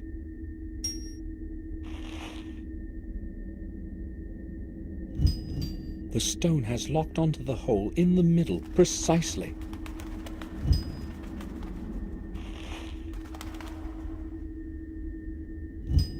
All the parts have clicked together perfectly.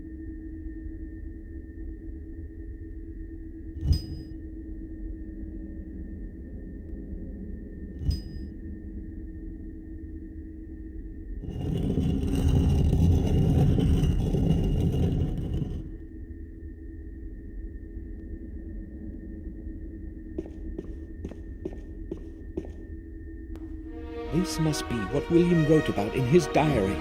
I have to figure out how it works.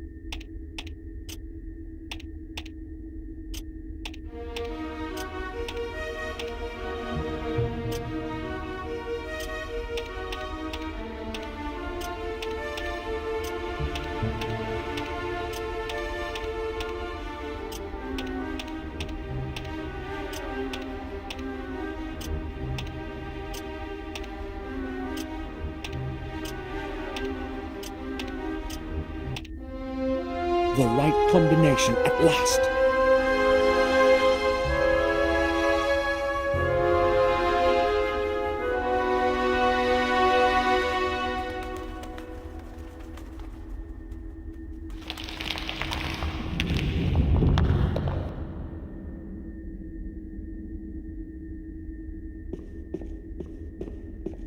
I've used it to call the altar.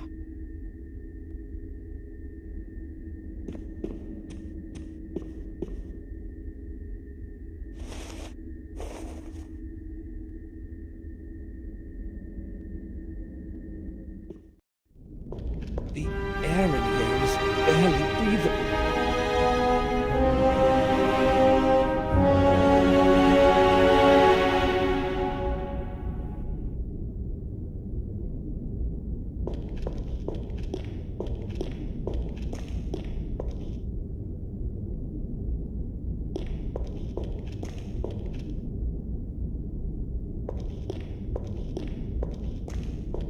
It's entirely decayed.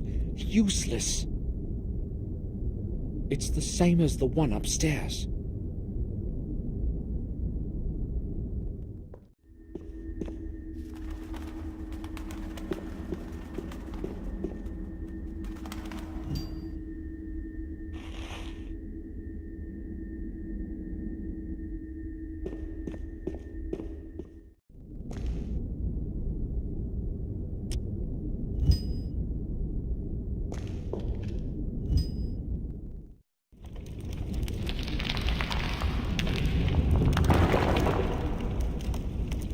Damn! What was that? Entrance has closed. I must open it somehow.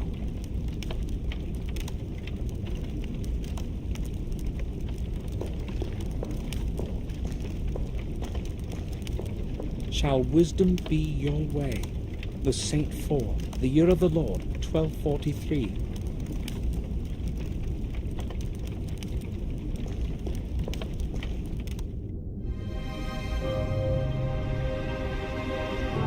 Cities without houses, rivers without water, forests without trees.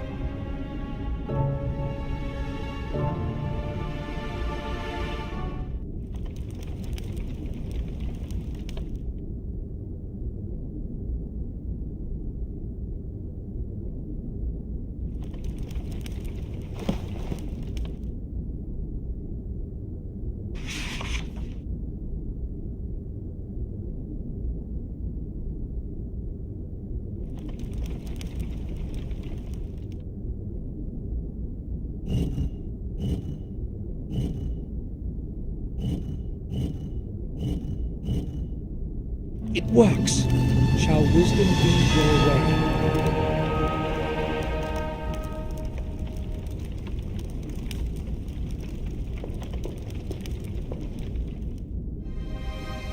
Black when bought, red when used, grey when thrown out.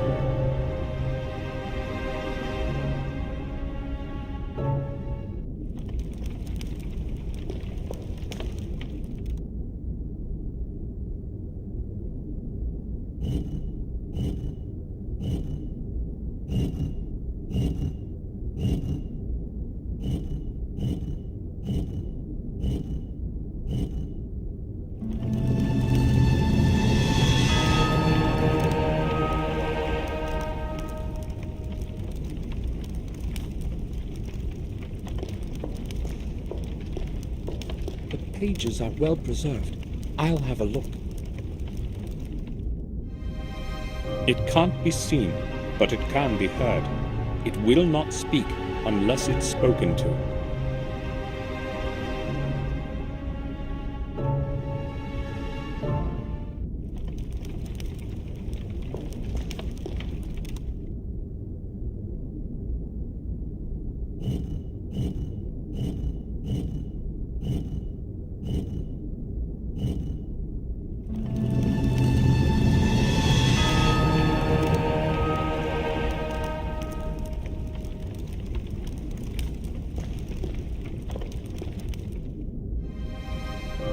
The more you take away, the larger it grows.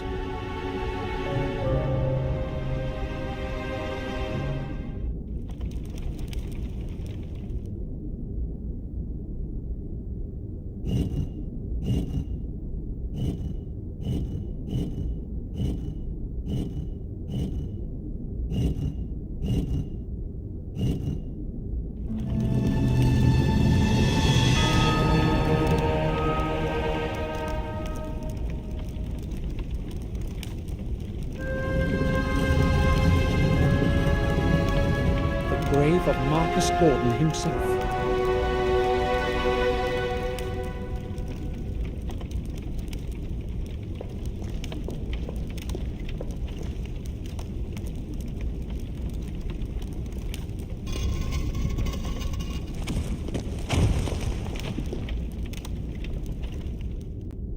Marcus, the first Gordon.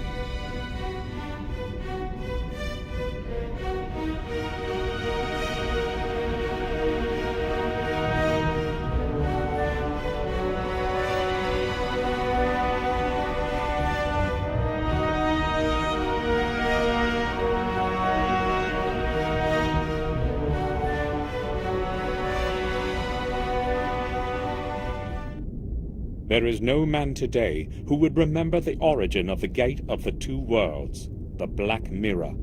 This record shall be a warning to all who blindly long for power, not hesitating to stray from the path of fate, exposing their soul to dark forces.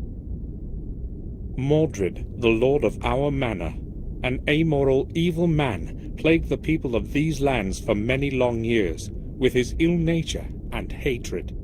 His power, however, was soon ended by Marcus, newly returned from the battles with the disbelievers in distant lands. Well acquainted with the habits of his enemy, Mordred made meticulous preparations to withstand the attack of his brother.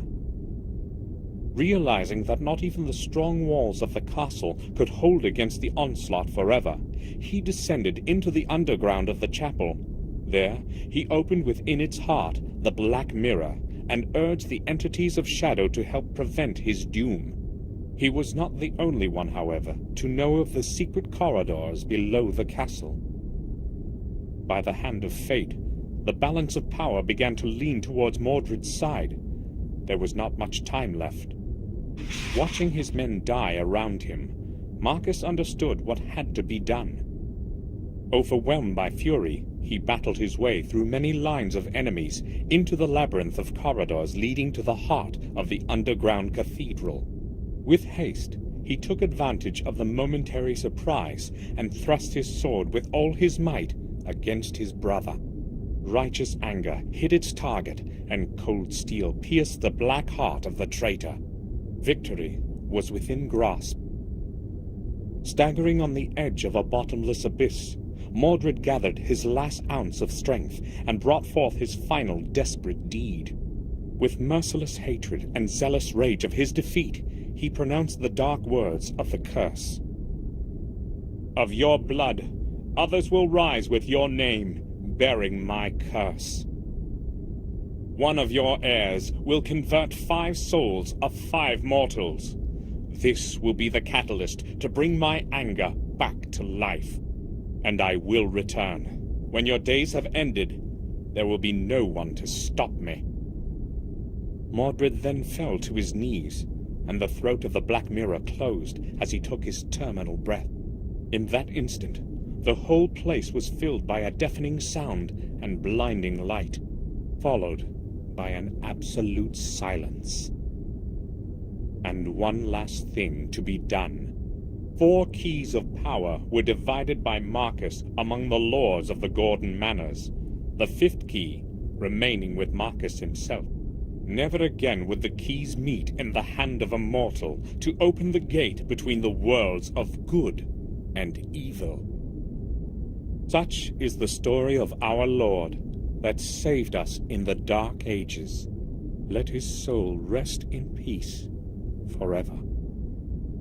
Isidore Vale, in memory of Marcus Gordon, 1240 A.D. Black Mirror. The secret chapel the book mentions must be somewhere below the castle. I'll obtain the 5 keys and finish what William couldn't.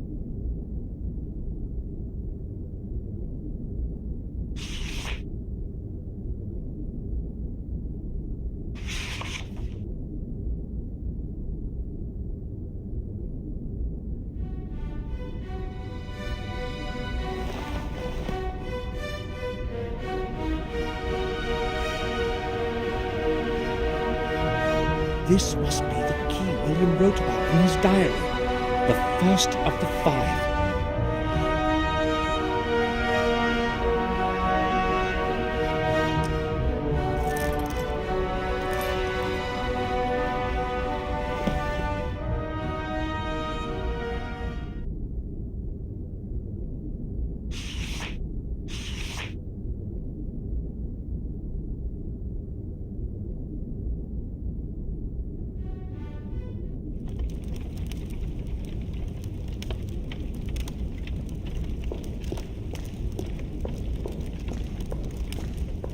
The path is closed. There's no getting out that way. With hope, there's another exit somewhere.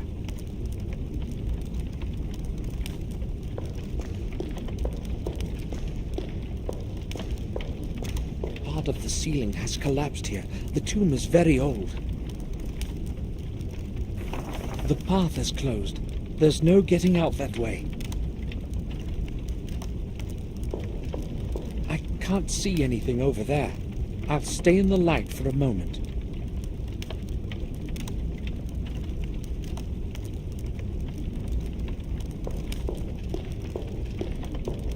I can't see anything interesting.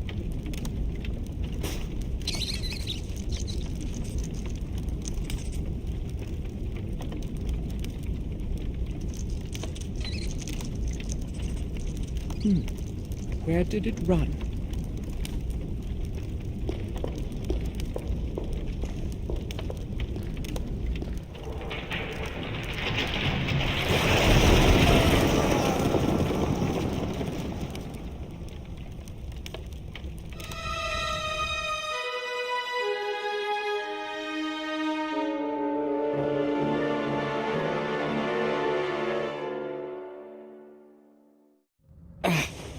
I must have hurt my arm. Could have been worse, though. At least I'm alive.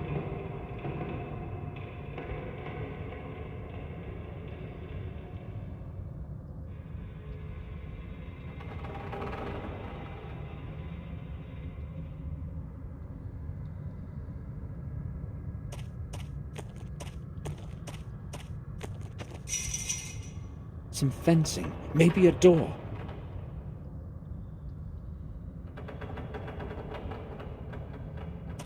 A firm cable. The fencing is very strong. I can't do anything with it with bare hands.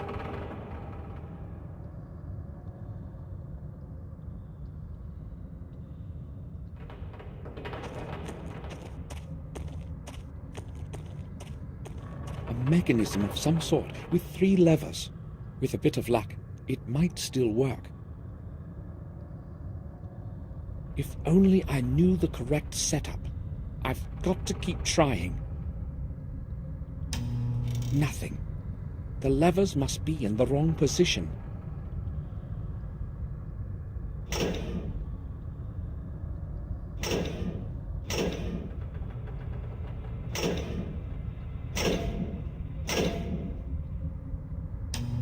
The mechanism is short on power consumption.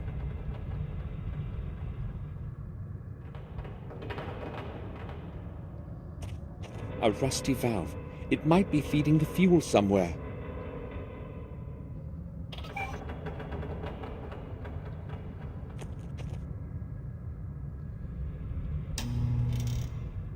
Excellent. Everything's going to be easier with light. Here are the things I lost when I fell down the shaft.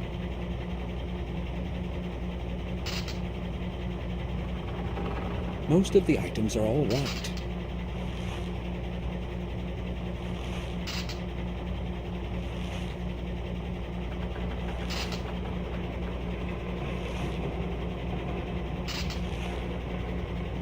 The camera is smashed.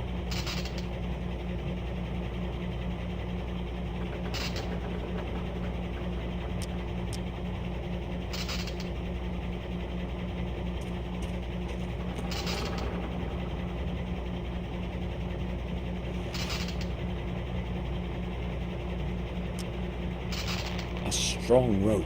It's sure to bear a lot of weight. It may be of some use to me.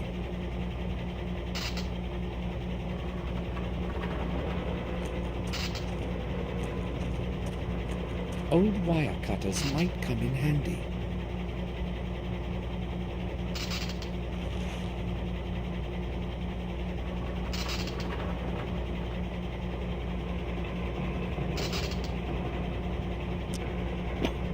They're rusty, but still holding together.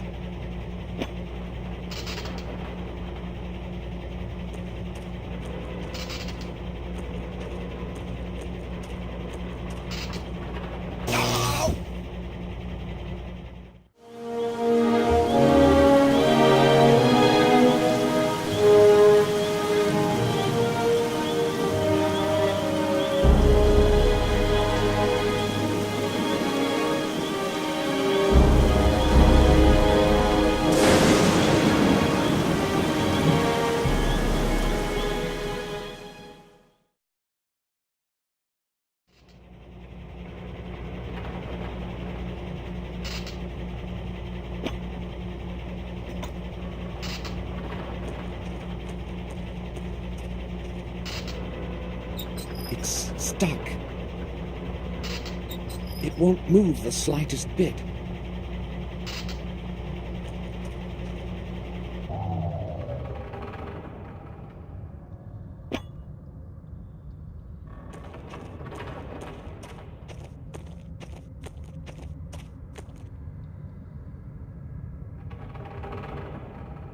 It won't be obstructing my way any longer.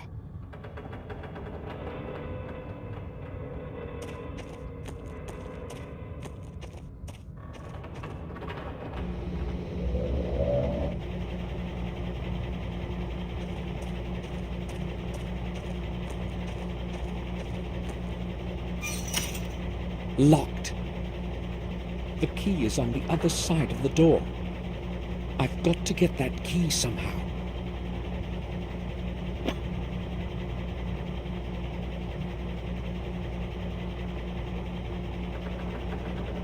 I'll try to get my hand through to reach the key. Got it. I can open it now. The key is in my pocket.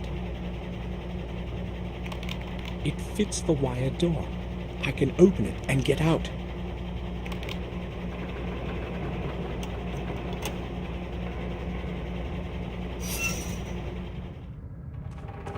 Another shaft. How many of these are there in here? Maybe I'll never make it to the surface again. With hope, there's another exit somewhere.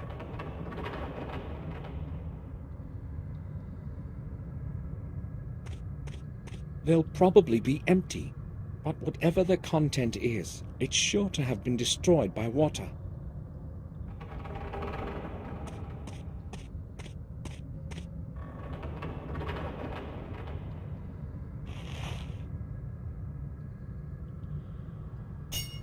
A steel rod with a sharp end. I wonder how he died.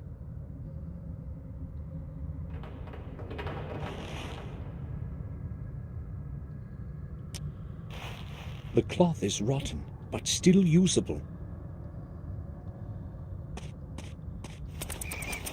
The barrels around here probably contain oil or diesel fuel. This one's empty. This corridor is entirely clogged.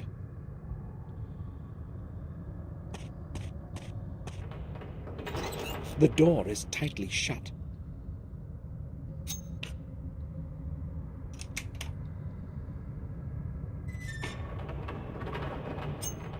A system of fuses and cables. Nothing I could use.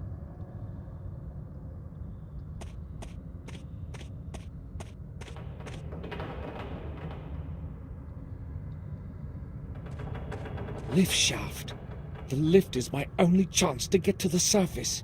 Hopefully, I'll be able to call it somehow.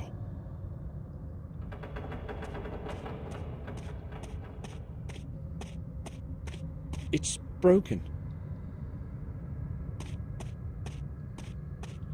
I can't see but a few meters ahead.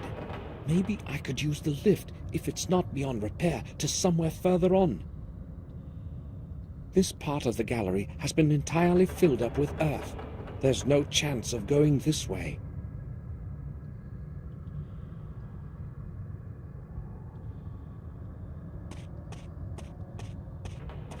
There is nothing in it, just mud mixed with dirty water. A big barrel full of oil. There might be something under that lid. I have to push it off somehow in order to get to the lid.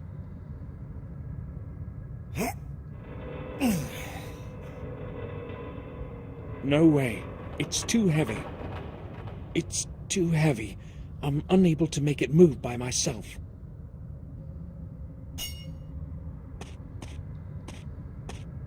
I'll try piercing through the plate with the sharp end of the rod.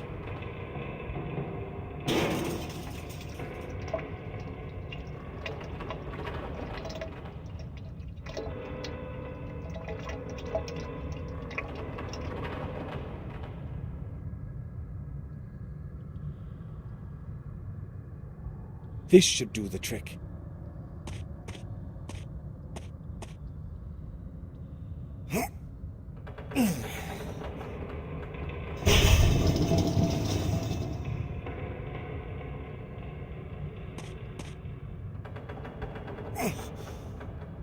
The lid won't move.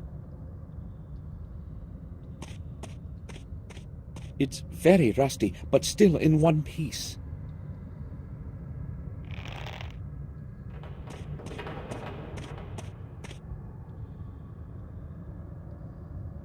I tied one end of the rope to the lid.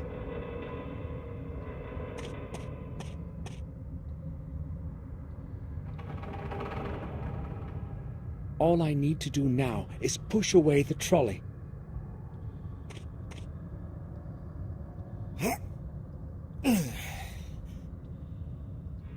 It can't be moved. I have to get rid of the brake stop.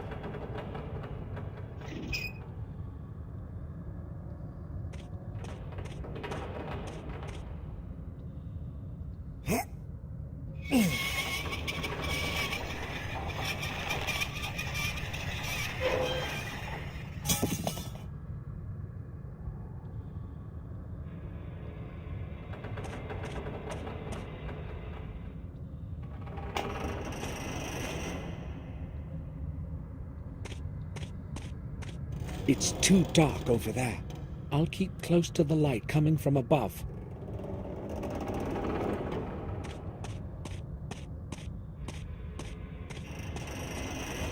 The wall ends here. It's like the ones upstairs, full of oil. I don't need oil now.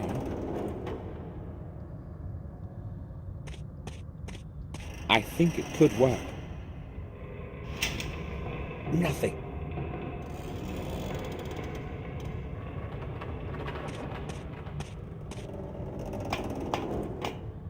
It's entirely dark in here. The power circuit is probably interrupted.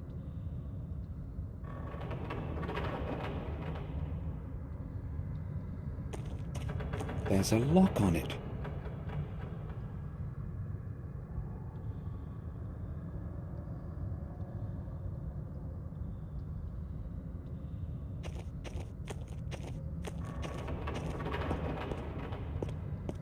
It looks like a power distribution circuitry box.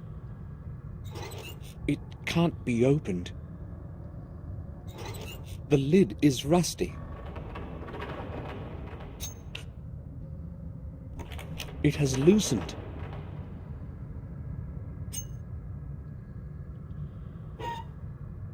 I must reconnect the circuit.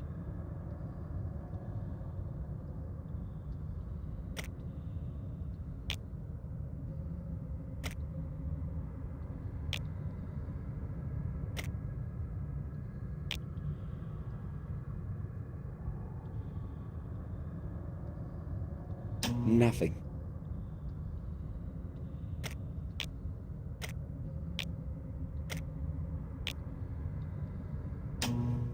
At last! I'd say this used to be the lift room. A fuse box. I'd better leave it alone.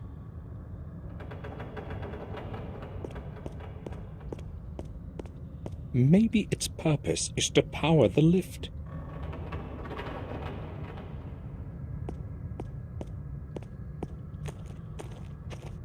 Who could it have been?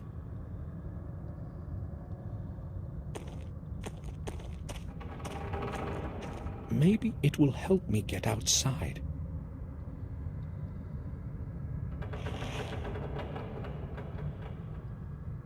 May 29th. Everything has gone smoothly today. Another day without any malfunction. Another day without any malfunction. Except for the dreadful heat here. A horrible 55 degrees. If it were not for the drinks from the surface, we would all drop dead from thirst. May 30th. One of the 3 vent shafts seems to be clogged. The men say something must be stuck in it. That would explain the horrible heat. I'll have to go to the vent shafts and check out the whole area this afternoon. May 31st. Something has entirely clogged vent 2. It's going to take a while before we can remove it. It's almost halfway through and quite large. Tomorrow we shall discover what has been causing the heat in here. June 1st. We finally dragged out the thing that was clogging the second vent today. It was a body. One of the new workers must have fallen down the vent.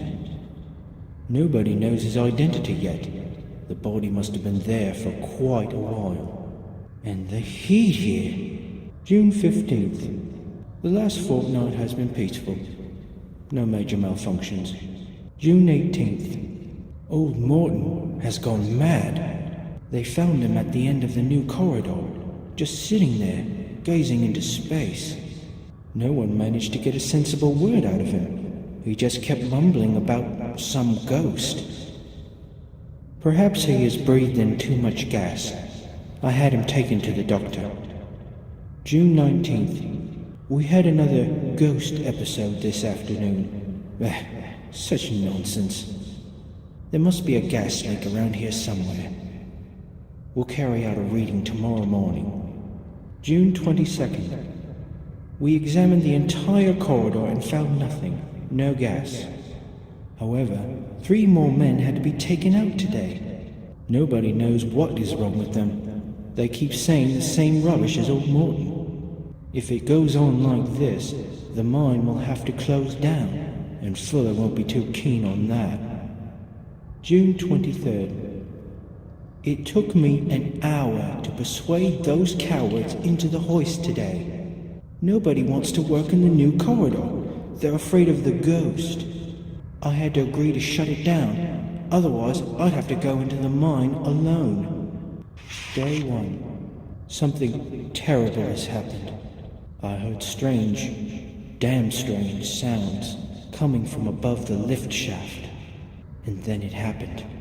A nerve-shattering scream, and the sound of a tremendous crash. I don't know how many minutes or hours have passed since then, but when I regained consciousness, I was on the other side of the room, and my mouth was full of dirt. I believe a couple of my ribs are broken, and my left arm is so swollen I can barely move it. I don't know if I'll be able to crawl out of the lift room in this condition. Day 2. It's no use. All my attempts to break out of here have been unsuccessful. Something must have fallen on the ladder access lid. Damn it. The only other way out is by lift, but it is not working. I hope someone will open the lid for me from above. Otherwise, I fear what will happen. Day 3. I estimate I've been in this bloody hole for 3 days already. I'm very hungry, but my thirst is worse. Thank God for all the moisture. I'm drinking water from the pools under the pipes. My arm hurts badly. I cannot raise it anymore.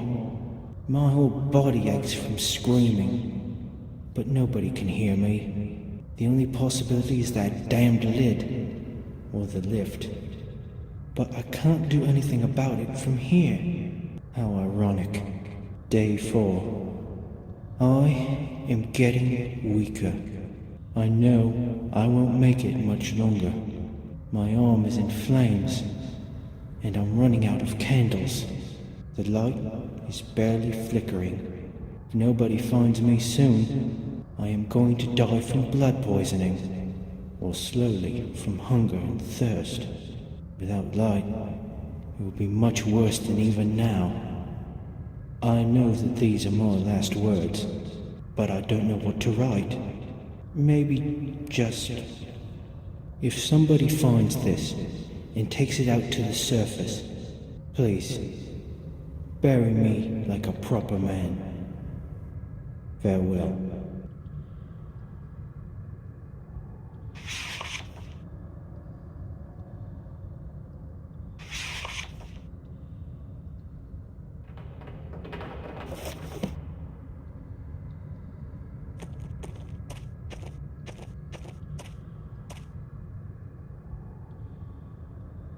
I found a small key.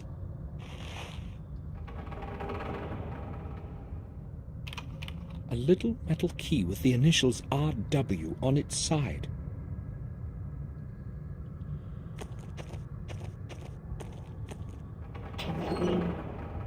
There is nothing useful there anymore.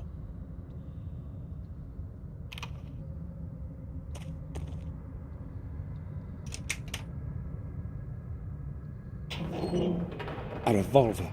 I'll take it. Hopefully, it will still work.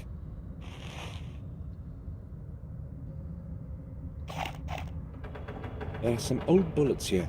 Let's hope they aren't useless.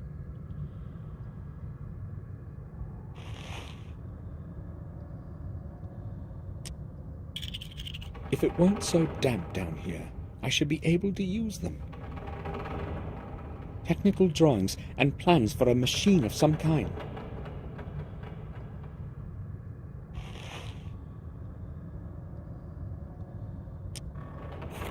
Plans for the controls and drawings of a big machine. Perhaps I can use them somehow. There's nothing in it.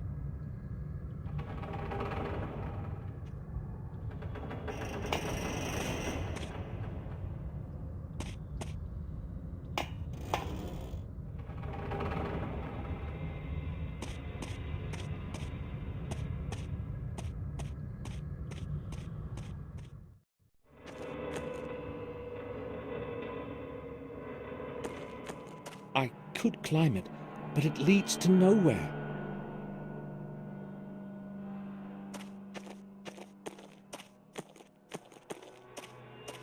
This enormous mechanism was used to move something big. Maybe it controlled the main lift.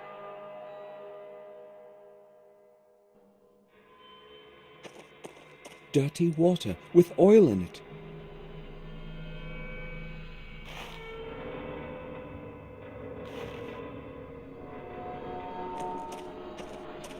I could try starting the machine, but I don't know how.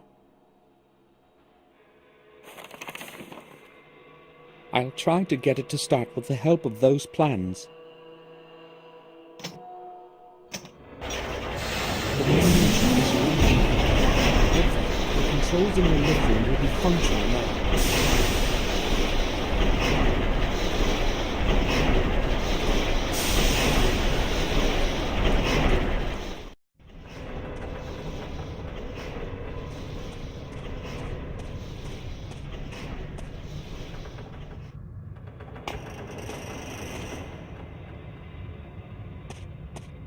I think it could work.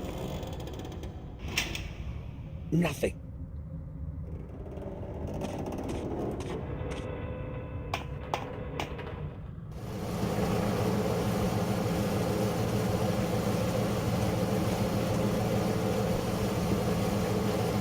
It's functional, but isn't running full power.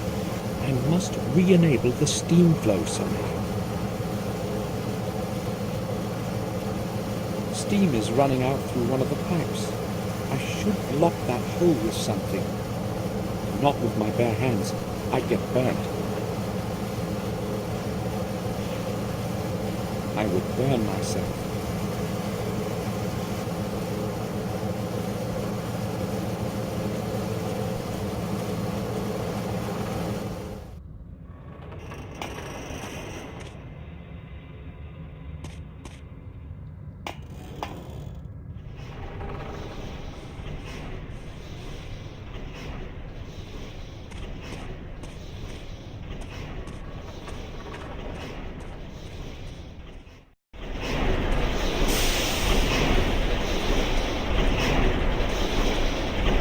Engine is running.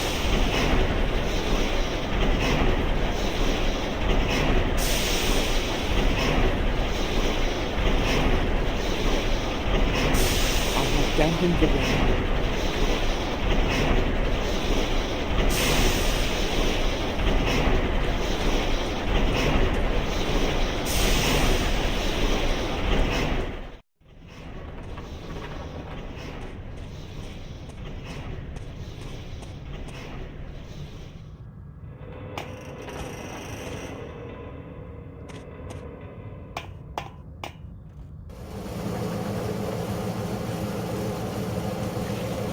I soaked it.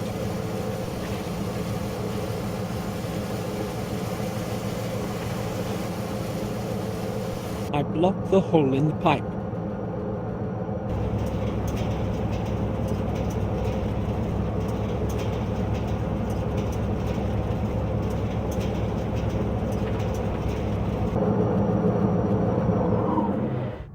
The machine couldn't take a full power input, damn it. Maybe it's just a blown fuse.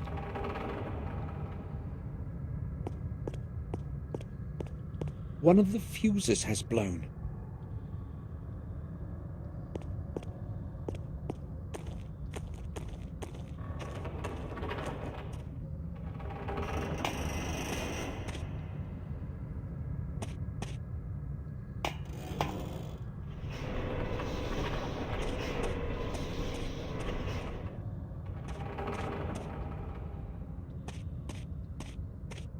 I'll try using the fuse from this box in the lift room generator.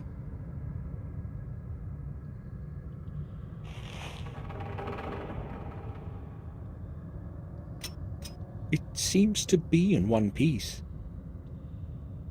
Nothing I could use.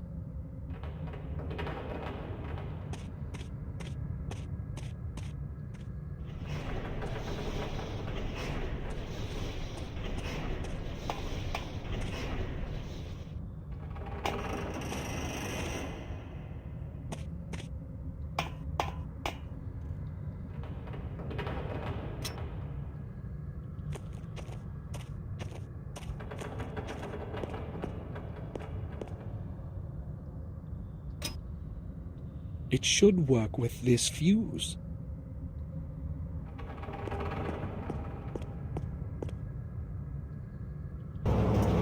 It's running full power now. I should try to call the main lift. Maybe it will work, and I'll get out of here finally.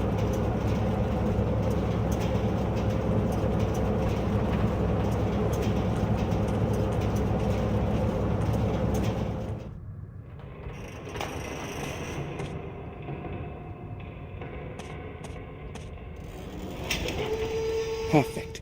The lift is operational.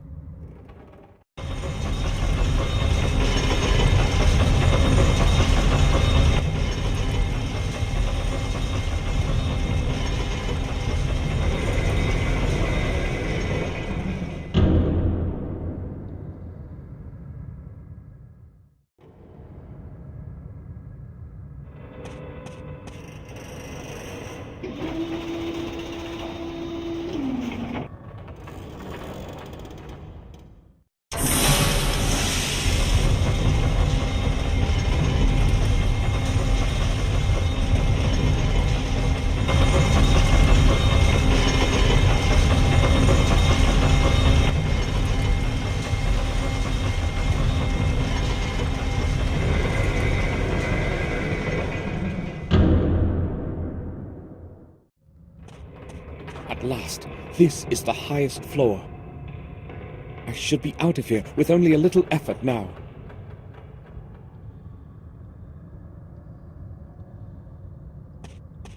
I'm glad to be up here.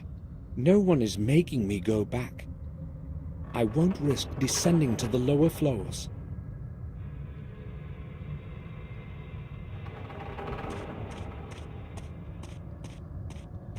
The grate is closed with a padlock chain. I can't get rid of it with my bare hands.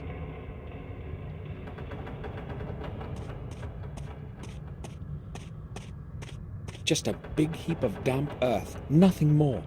It smells of metal rust.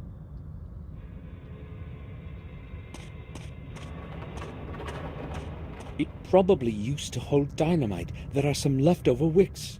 Nothing else except the old wicks. An old revolver. I think it can still be fired. There were just 2 bullets in the box.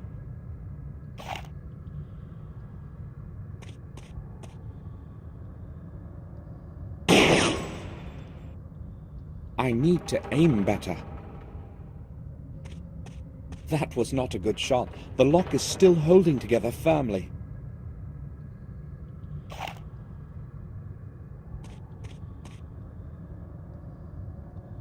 A perfect shot. The padlock is down.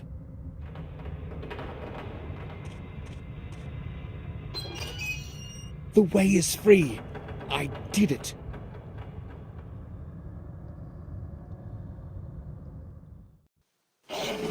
This isn't looking good.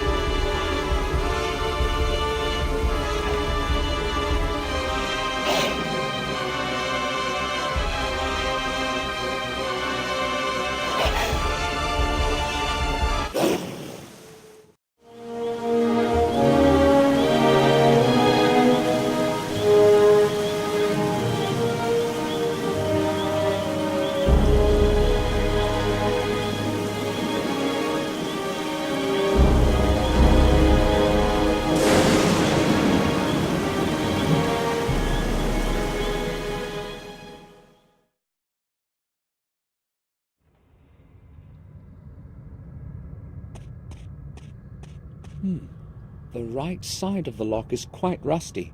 Maybe I'll be able to break it somehow.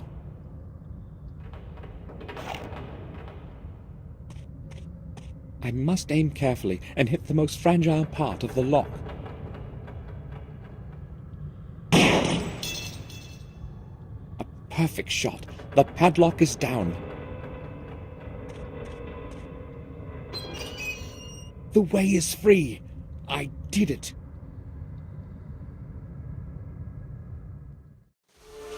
This isn't looking good.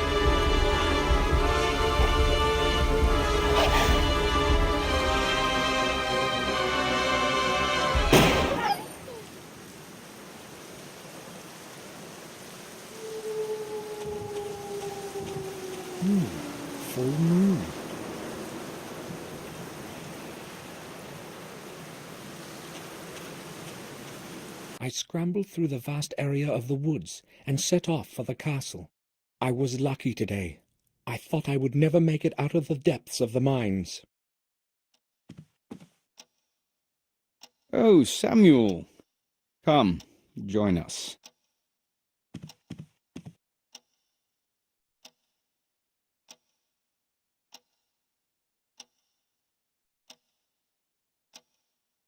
You look terrible, Samuel. Did something happen?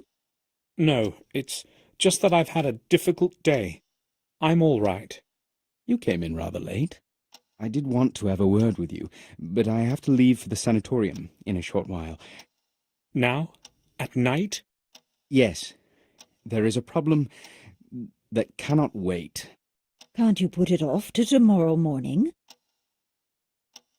Unfortunately, I cannot. What's this about, then?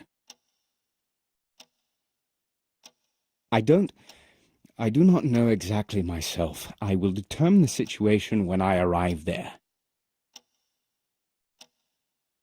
It must not be anything serious. You need not worry, Victoria. Please return as soon as possible.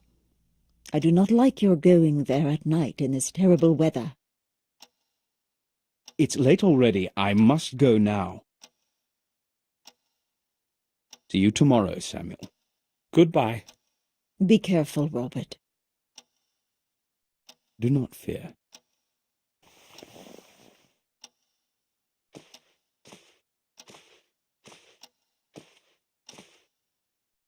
I'll be leaving for Wales tomorrow, Victoria. I should return in 2 days. To Wales? May I ask why? Oh, just for a visit. Haven't seen dear Eleanor for a very long time. I will write a letter to her first thing in the morning. Will you take it to her along with my greetings? Of course. Thank you. I'll go to my room now, Victoria. I need to take a rest. Of course, Samuel. According to William's diary, the next key has to be in the Wales Manor. I must not delay. I'll set off tomorrow.